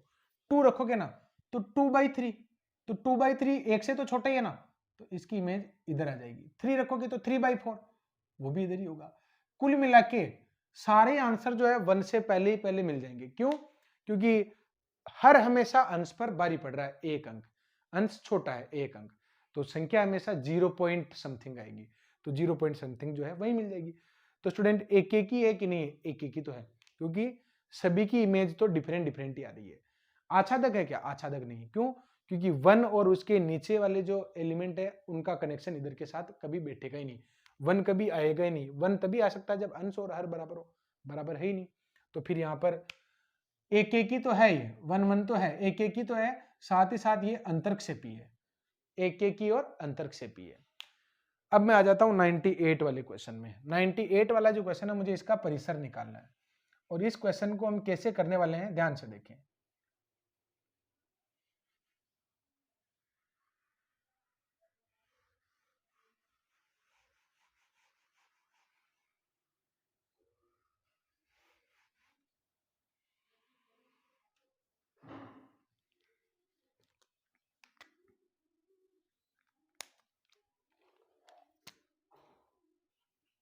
क्या है, देखो 98 वाला क्वेश्चन, मुझे इसका परिसर निकालना है। इस बार मैं परिसर जो है कुछ इस तरीके से निकालने वाला हूं। ये fx हमें दे रखा है और क्या मैं इसको ऐसे लिख सकता हूँ x square plus x plus one, यानी 1 प्लस 1 अपॉन में x square plus x plus में 1। मैंने क्या किया, इसके दो टुकड़े कर दिए, x square plus x plus 1 और प्लस 1 अपॉन, तो मैंने इसमें पूरा पूरा भाग दिया ना, तो पूरा पूरा भाग चला जाएगा तो 1 आ जाएगा, और सेकंड वाले 1 में देंगे तो 1 अपॉन में x square plus x plus 1 आ जाएगा। अब आपको इसका परिसर निकालना है, परिसर निकालना तो इसका उच्चिष्ट और निम्निष्ट मान ही तो निकालना है। एक काम करो, इस फलन का उच्चिष्ट और निम्निष्ट मान निकाल लो, उससे आपको पता चल जाएगा। तो इसके लिए हमें केवल क्या करना है, लेट z इक्वल्स टू हम मान लेते हैं, या फिर कोई भी फंक्शन मान लो, let G x equals to हम मान लेते हैं x square plus x plus में 1। मैंने इसका उच्चिष्ट और निम्निष्ट निकालने के बारे में क्या डिसीजन लिया कि मैं इस फलन का उच्चिष्ट और निम्निष्ट मान निकाल लेता हूं, अभी पता चल जाएगा कितना आने वाला है। तो जब यहां से आप रखोगे ना, तो जी एक्स, इसका रिजल्ट क्या आएगा, जी डेस एक्स निकालोगे तो क्या आ जाएगा 2x प्लस में 1, और जी डेस एक्स बराबर 0 से क्या आ जाएगा 2x plus 1 is greater 2x plus 1 equals to 0, यानी x की वैल्यू क्या आ जाएगी माइनस के 1/2 आ जाएगी। अब यहाँ पर इसमें अगर x की जगह माइनस 1/2 रखते हो तो आंसर आपको क्या मिलेगा, x की जगह रखो आप माइनस 1/2, तो माइनस 1/2 रखने पर ये आंसर आ जाएगा माइनस का प्लस का 1/4 माइनस का 1/2 और प्लस का 1, तो दोनों मिलकर क्या हो जाएंगे 3/4, 3/4 आंसर दे रहे हैं। क्लियर। अब स्टूडेंट 1 में, क्योंकि ये इसका रिजल्ट है x square plus x plus 1, इसका रिजल्ट क्या आ गया आपके 3/4, तो यहां पर आप रखोगे ना तो 1 प्लस 4/3, तो ये आ जाएगा 7/3, और 7/3 किस में आ रहा है, केवल और केवल इसी में आ रहा है, यानी आपके जो सी ऑप्शन है वो एकदम परफेक्ट हो जाएगा। तो मैं तो आपको सजेस्ट करूंगा इसी मेथड से करें, इस क्वेश्चन को पर्टिकुलर इसी मेथड से आप लोग कर सकते हैं। तो कैसे लिखेंगे, सिंस x इक्वल्स टू -1/2 पर जी एक्स, ये कितना आएगा अपने जी एक्स का रिजल्ट 3/4 है, अतः एफ एक्स का जो रिजल्ट हो जाएगा 1 प्लस 4/3 यानी 7/3। अब पूछो कि सर आप एक ही बार में एक ही साइड से आंसर कैसे दे सकते हो, इसके अलावा भी तो ऑप्शन दे रखे हैं, तो ऑप्शन तो दे रखे हैं लेकिन कुछ क्लू भी अगर मिल जाता तो आंसर देने में कोई हेजिटेशन हमें नहीं होनी चाहिए। अब अगर आप लोग चाहो कि नहीं सर मैं तो इस पर कम ही विश्वास करता हूं, मुझे तो कम ही भरोसा होता है, कभी कभी आपको मेरी बात पर कम भरोसा होता है ना, तो फिर आप खुद जांच सकते हैं कैसे, वो भी मैं आपको बता देता हूं। देखो ये फंक्शन आपके सामने लिखा हुआ है, आप दो डायग्राम बना लीजिए, अभी आपको पता चल जाएगा। इधर अपने पास सारे इनपुट और आउटपुट है, 0 है, -1 है, -2 है, 1 2 3 एंड सो ऑन। क्लियर। अब आप वैल्यू रखोगे ना, जैसे 0 रखोगे, इसमें रखो 0, तो 0 का आंसर क्या आएगा 2 आ जाएगा। फिर आप 0 के बाद में 1 रखो, तो 1 प्लस 1/3 क्या आएगा, 1 प्लस 1/3 4/3 आएगा, तो 4/3 ऑब्वियसली आपको इधर मिल जाएगा। फिर आप 2 पुट करोगे तो 1 प्लस 4 प्लस 2 प्लस 3 1 प्लस 1/7 8/7 आ जाएगा, 8/7 अगेन इस तरफ जाता जाएगा। क्लियर। तो स्टूडेंट यहाँ पर आंसर जैसे जैसे हम ये वैल्यूज पुट करेंगे, आंसर जो है ना 1 तो कभी नहीं आएगा, 1 के करीब करीब पहुंचना चाहेगा, क्योंकि नीचे वाली जो वैल्यू है वो ऊपर वाली से हमेशा ही बड़ी होगी। अब स्टूडेंट यहाँ पर देखो -1 की वैल्यूज आप रखोगे ना, देखो सबसे बढ़िया तरीका तो मैंने आपको बता दिया है, और सबसे बढ़िया तरीका क्यों है, क्योंकि आपने 1/2 रखा क्या यहाँ पर 1/2, जिस पर एग्जैक्ट वैल्यू आपको मिलने वाली है, नहीं रखा ना, तो आपको इस तरीके से करने में ज्यादा फायदा रहेगा। फिर भी आप -1 रखोगे तो ये आ जाएगा 2 अगेन, -1 रखने पर ये क्या आ जाएगा अपने 2 आ जाएगा। फिर आप -2 पुट करोगे ना, तो 4 और 1 5, 5 में से 2 जाएगा तो कितना आ जाएगा 3, तो 4/3 आ जाएगा, ये इस तरफ आ जाएगा। तो स्टूडेंट यहाँ पर इस तरीके से इमेज तो मैंने निकाली, लेकिन राइट आंसर तक मैं नहीं पहुंच पाया। क्यों, क्योंकि मैंने यहाँ पर 1/2 जो रखना था ना, 1/2 तो अभी रखा ही नहीं, और जैसे ही 1/2 रखोगे और आपका आंसर आ जाएगा 7/3। क्लियर। तो मैं इस पर्टिकुलर क्वेश्चन के लिए चाहूंगा कि आप लोग यही वाला मेथड अगर काम में लें तो बहुत अच्छा रिजल्ट आपको मिलेगा। और इससे पहले वाला जो क्वेश्चन हमने किया था जिसमें x² - x + 1 था, उसके लिए भी आप ट्राई कर सकते हैं। क्लियर। तो स्टूडेंट यहाँ पर मैं आ जाता हूं अब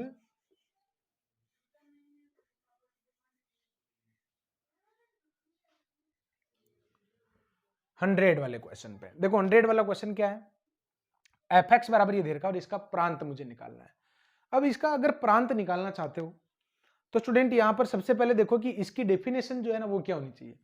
यहां पर इसका भी एक रोल है कि log का जो बेस होता है ना वो कभी भी 0 से छोटा नहीं हो सकता है, 0 भी नहीं हो सकता तो 0 से छोटा भी नहीं हो सकता है। तो हमें दोनों का मिला जुला रूप लेना पड़ेगा कि एक्स स्क्वायर माइनस 1 जो है ना वो तो ग्रेटर देन 0 पर स्वीकार्य है और 3 प्लस एक्स इसका रिजल्ट भी 0 से बड़ा होना चाहिए, क्योंकि बेस भी 0 से बड़ा होता है और एक्स स्क्वायर माइनस 1 भी क्या होगा अपने 0 से बड़ा होना चाहिए। तो ये तो क्या कहेगा कि x की वैल्यू जो है -3 से बड़ी होनी चाहिए और ये आ रहा है x minus 1 x plus 1 is greater than 0। एक नंबर लाइन बना लेते हैं, अभी पता चल जाएगा। इधर लिखा हुआ है -3, इधर लिखा हुआ है -1 और ये लिखा हुआ है -1। ये 1 और -1 तो यहाँ से लिए और माइनस का 3 यहाँ से लिया। पहला वाला तो क्या कह रहा है कि x का जो मान है वो -3 से तो बड़ा ही होना चाहिए। ये -3 से बड़े वाले सारे रिजल्ट मैंने आपके सामने शो कर दिए।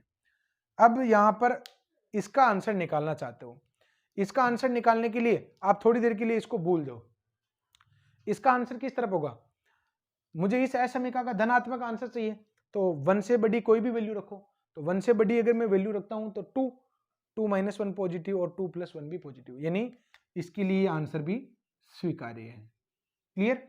अब स्टूडेंट यहां पर देखो -1 से 1 के बीच में 0 रखोगे ना तो नेगेटिव और पॉजिटिव आ रहा है। तो नेगेटिव रिजल्ट हमें चाहिए नहीं क्योंकि मुझे चाहिए पॉजिटिव, तो मैं यहाँ पर कोई एरो या ब्लू लाइन नहीं करने वाला। -1 से छोटी कोई भी वैल्यू रखो तो -2 रख दो, -3 और -1 क्या आ रहा है, पॉजिटिव आ रहा है। तो स्टूडेंट ये भी आंसर अपने स्वीकार्य है, इस तरफ का भी।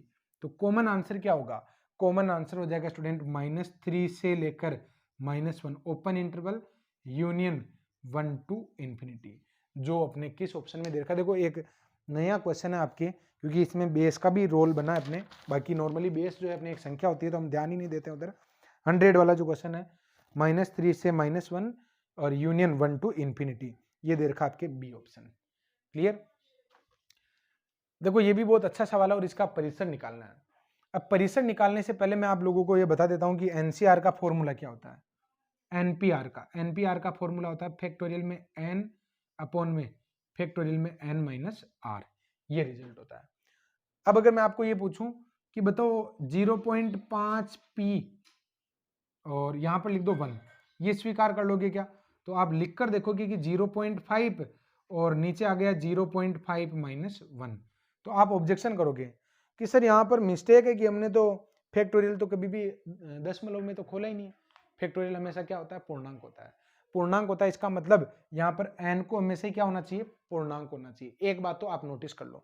दूसरी बात, एनपीआर में जब मैंने यहाँ पर ऊपर वाली नीचे वाली संख्या को बड़ा रखा ना, तो यहाँ फैक्टोरियल में ऋणात्मक संख्या आ रही है, तो फैक्टोरियल में ऋणात्मक संख्या कभी भी स्वीकार्य नहीं है।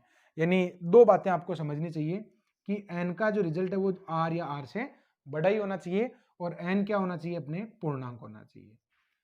ये इसके वैलिड इनपुट के बारे में मैंने आपको बताया। अब यहाँ पर 7 माइनस एक्स और p x माइनस 3 लिखा हुआ है, इसका परिसर निकालना है।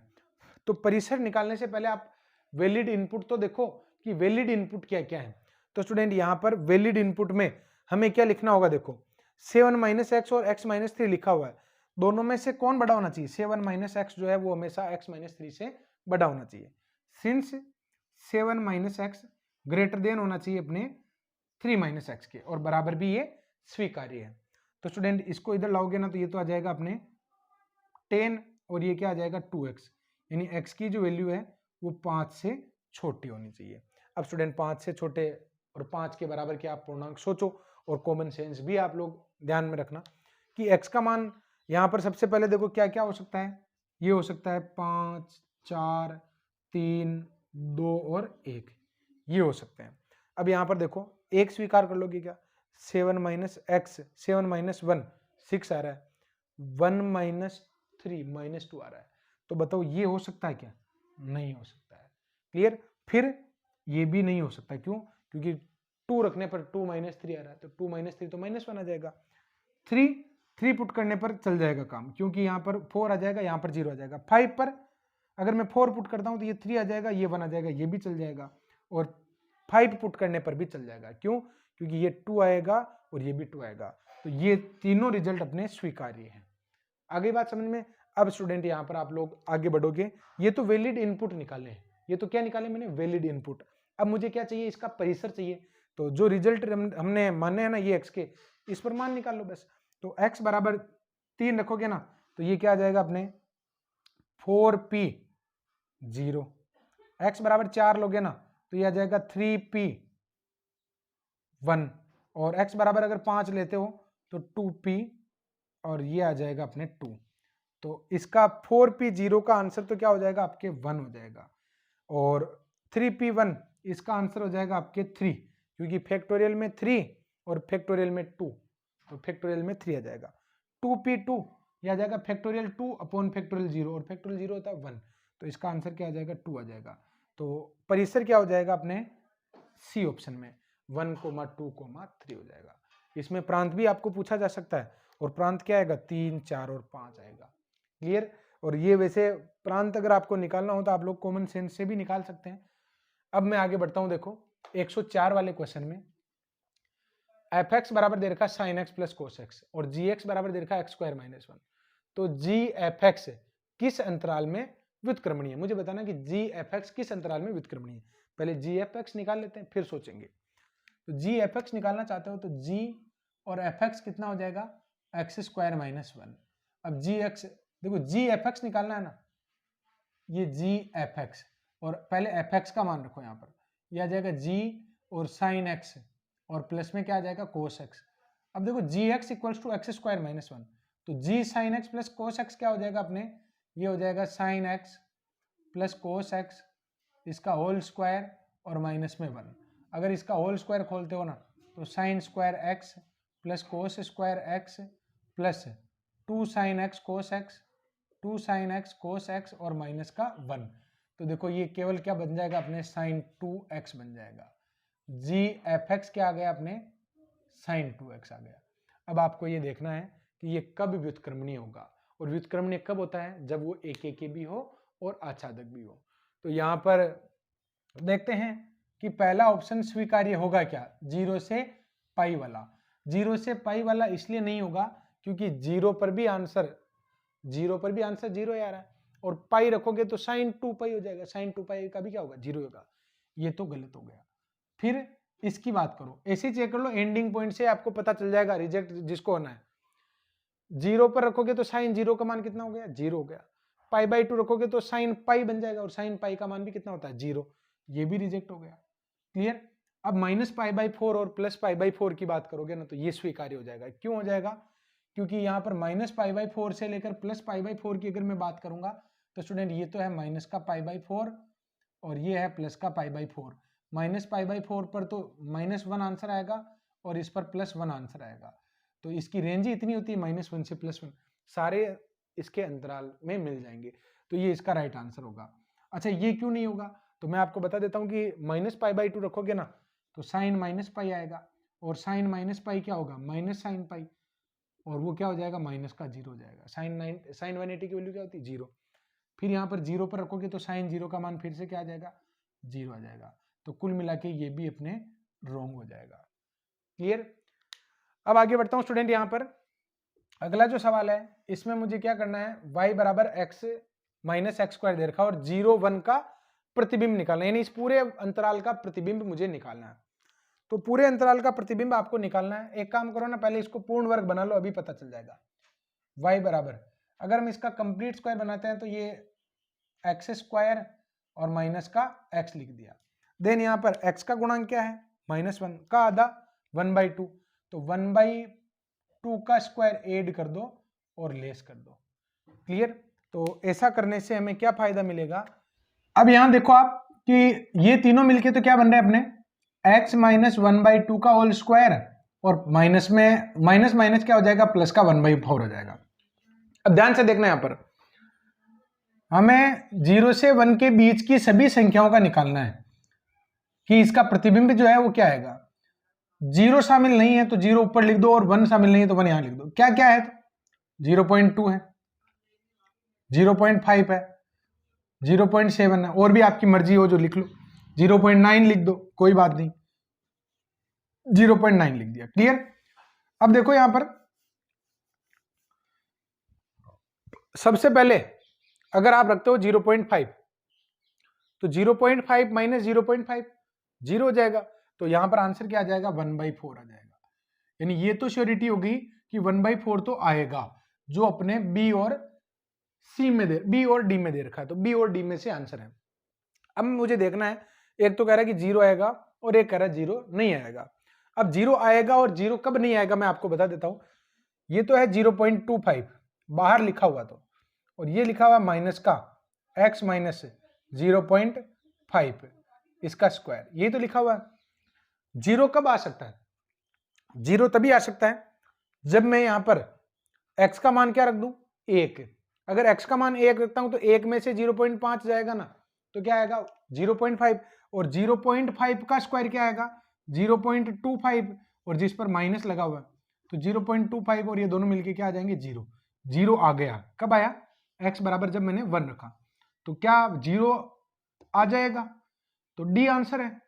तो नहीं है, देखो क्यों, क्योंकि जो अंतराल दे रखा है उसमें 0 और 1 के बीच की संख्या है, तो आपने इनपुट 1 कैसे ले लिया, 1 ले ही नहीं सकते हो। क्लियर, यानी 0 तो इस 1 पर तो वैलिड नहीं है। अगर कोई कहे कि सर 0 रख दो, 0 रखने पर भी 0 माइनस 0.5, माइनस 0.5 का स्क्वायर तो कितना हो जाएगा 0.25, और जिसके बाहर माइनस लगाओ तो फिर से 0 बन जाएगा, लेकिन x बराबर 0 भी तो नहीं है, क्योंकि ओपन इंटरवल में ये कभी भी नहीं आएंगे। तो स्टूडेंट 0 दोनों पर ही आ सकते थे, केवल 0 पर और 1 रखने पर, जो दोनों इसमें शामिल नहीं है। यानी इस अंतराल में 1/4 तो हमने बता ही दिया है, और फिर हम देख रहे थे भी 0 आ सकता है कि नहीं आ सकता, तो 0 नहीं आ सकता, तो फिर आंसर कौन सा हो जाएगा इसका, बी राइट आंसर हो जाएगा। क्लियर। अब यहां पर अगला जो सवाल है ना 107 नंबर वाला, इस क्वेश्चन को आप ध्यान से देखें। ये क्वेश्चन कह रहा है कि y बराबर एफ एक्स फलन जो है x बराबर 2 पर सममित है। ये तो है yx और ये है अपने xx, और x बराबर 2 ये वाली रेखा हो जाएगी। क्वेश्चन कह रहा है कि x बराबर 2 के सममित है। अब अगर ये x बराबर 2 के सममित है तो मुझे बताना है कि कौन सी कंडीशन जो इसकी राइट होने वाली है।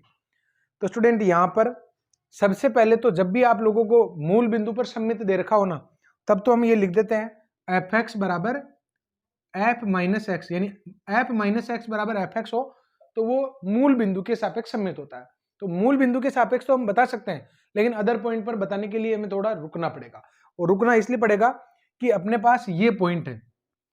मैं एक काम करता हूं ना, इस पॉइंट को यहां पर प्रतिस्थापित करवा देता हूं, यानी वक्र को ही इस तरफ प्रतिस्थापित करवा देता हूं, यानी जिस रेखा के सापेक्ष सममित है इसको काल्पनिक रूप से मूल बिंदु पर लेके आ जाता हूं। और ऐसा करने के लिए आपको क्या करना पड़ेगा, मूल बिंदु पर स्थापित करने के लिए वक्र को 0 0 पर शिफ्ट करने पर इसके लिए आप क्या करोगे, x replace by x plus 2 and small y replace by y plus 0, क्योंकि y तो ऑलरेडी 0 पर ही है ना। देखो इस पॉइंट की मैं बात कर रहा हूं, जैसे किसी भी पॉइंट को नोटिस कर लो, ये क्या है 2 0 है, ये पॉइंट 2 0 है। तो अगर इसको यहां लाना चाहते हो तो x को रिप्लेस करवा दो x प्लस 2 से, और y को रिप्लेस करवा दो y प्लस 0 से। तो ये कर्व की जो चेंजिंग फॉर्म है कुछ इस प्रकार आ जाएगी एफ ऑफ x प्लस 2। अब आप थोड़ी देर के लिए ये देखो कि ये फलन जो है ना, अब इस y को तो भूल जाओ, ये फलन जो है मूल बिंदु के सापेक्ष कब सममित होगा, जब एफ ऑफ माइनस एक्स बराबर क्या हो, F of minus x plus 2 किसके बराबर हो, एफ ऑफ एक्स प्लस 2 के। क्लियर, जो तभी सममित होगा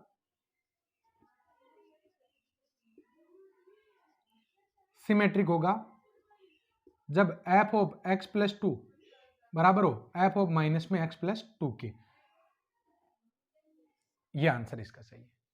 क्लियर। अब स्टूडेंट यहां पर मैं आगे बढ़ता हूं, थोड़ा सा कंजेस्टेड हो गया, देखो मुझे इतना पता नहीं था कि ये इतना बड़ा जाएगा। अब मैं यहां पर आगे बढ़ता हूं, देखो 2 क्वेश्चन और बचे हैं, इसका मुझे प्रांत निकालना है। साइन इनवर्स के लिए मुझे काम करना है। सबसे पहले देखो कि साइन इनवर्स कब परिभाषित होता है, -1 से +1 के बीच में साइन के इनवर्स के रिजल्ट होते हैं। It means -1 less than equal log 2 x/2 is greater than equal 1। तो ये इधर आएगा तो 2 की पावर -1 और x/2 और ग्रेटर देन 2 की पावर 1। अब इस 2 को भी इधर मल्टीप्लाई करोगे ना तो ये आ जाएगा 1, और इधर आ जाएगा अपने x, और इधर आ जाएगा अपने 4, 1 4 इसका राइट आंसर है। 126 वाले क्वेश्चन के लिए मैं आपको उस फॉर्मूले पे लेके जाऊंगा जो मैंने दो अवयवों के लिए बताया था। ए में तो एन अवयव थे और बी में उसमें ए बी अवयव थे, तब मैंने आपको एक नॉर्मल फॉर्मूला लिखाया था। तो स्टूडेंट उसी फॉर्मूले को मैं आगे बढ़ाते हुए कि number of element in A ये कितने दे रखे हैं एन, और number of element in B कितने दे रखे हैं हमें 3 दे रखे हैं। तो ए से बी में आच्छादक फलन कितने होंगे, summation of R equals to 1 2 3 and -1 की पावर में m माइनस आर। तो m की पोजीशन ले रखी है 3 माइनस आर ने, m का मतलब ये है। तो मैंने फॉर्मूला आपको पहले लिखाया था, तो मैं उम्मीद करता हूं कि आप उस फॉर्मूले, यही इसी लेक्चर में ये क्वेश्चन हमने किया था दो अवयवों के लिए। क्लियर? तो बस दो ही तो स्क्रीन है, एक स्क्रीन ये है और इससे प्रीवियस वाले, आप लोगों को सारे क्वेश्चन एक साथ दिख जाएंगे। -1 की पावर में 3 माइनस आर, फिर आएगा mcr यानी 3c r और r की पावर में n। क्लियर? अब मैं r बराबर 1 2 3 तक खोल देता हूं। अगर मैं r बराबर 1 पुट करता हूं तो ये क्या आ जाएगा, -1 का स्क्वायर 3c1 और 1 की पावर में n। अब मैं r की जगह 2 पुट करूंगा ना, तो -1 की पावर में क्या आएगा 1 यानी ऋणात्मक चिन्ह 3c2 और 2 की पावर में n। फिर मैं r की जगह 3 पुट करूंगा, -1 की पावर 0, ये तो हो गया प्लस का 1 3c3 और 3 की पावर में n। तो आंसर क्या आ जाएगा 3c1 इसकी वैल्यू होती है 3, 3c2 इसकी वैल्यू भी होती है 3 इंटू 2 की पावर n हो जाएगा, और 3c3 की वैल्यू होती है 1 3 की पावर n। तो जैसा इसने लिख रखा है वैसे लिख देते हैं। क्या कॉमन ले रखा है इन दोनों में से? इन दोनों में से अगर मैं 3 कॉमन लेता हूँ तो ये आ जाएगा 1 माइनस 2 की पावर n और प्लस में 3 की पावर n। ऐसा कहाँ पर लिखा हुआ है? तो ऐसा इसमें लिखा हुआ, देखो कैसे, ये तो 3 की पावर n है, ये तो 3 की पावर n है, इसमें से अगर मैं माइनस कॉमन लेकर लिख देता हूं तो 2 की पावर n माइनस में 1, ये इसका, सॉरी गलत लिख दिया मैंने, 3 की पावर n 3, डी इसका राइट आंसर हो जाएगा। क्लियर? तो स्टूडेंट ये 126 तक के क्वेश्चन मैंने करवा दिए हैं। इतने सारे क्वेश्चन करवाने के बाद मैं उम्मीद करता हूं कि फंक्शन वाला टॉपिक आपको बहुत अच्छे से समझ में आ गया होगा। क्लियर? अब स्टूडेंट यहाँ पर नेक्स्ट लेक्चर में हमने एक नया टॉपिक शुरू करेंगे जिसमें एसआर सेनी फर्स्ट का ही होगा। सेट, रिलेशन एंड फंक्शन, ये तीनों टॉपिक कंबाइंड हो चुके हैं। मैं चाहूंगा कि आप आने वाले 3-4 दिनों में एक बार इसको फिर से रिवाइज करें। क्लियर? तो फिलहाल आज की क्लास में बस इतना ही। Thank you.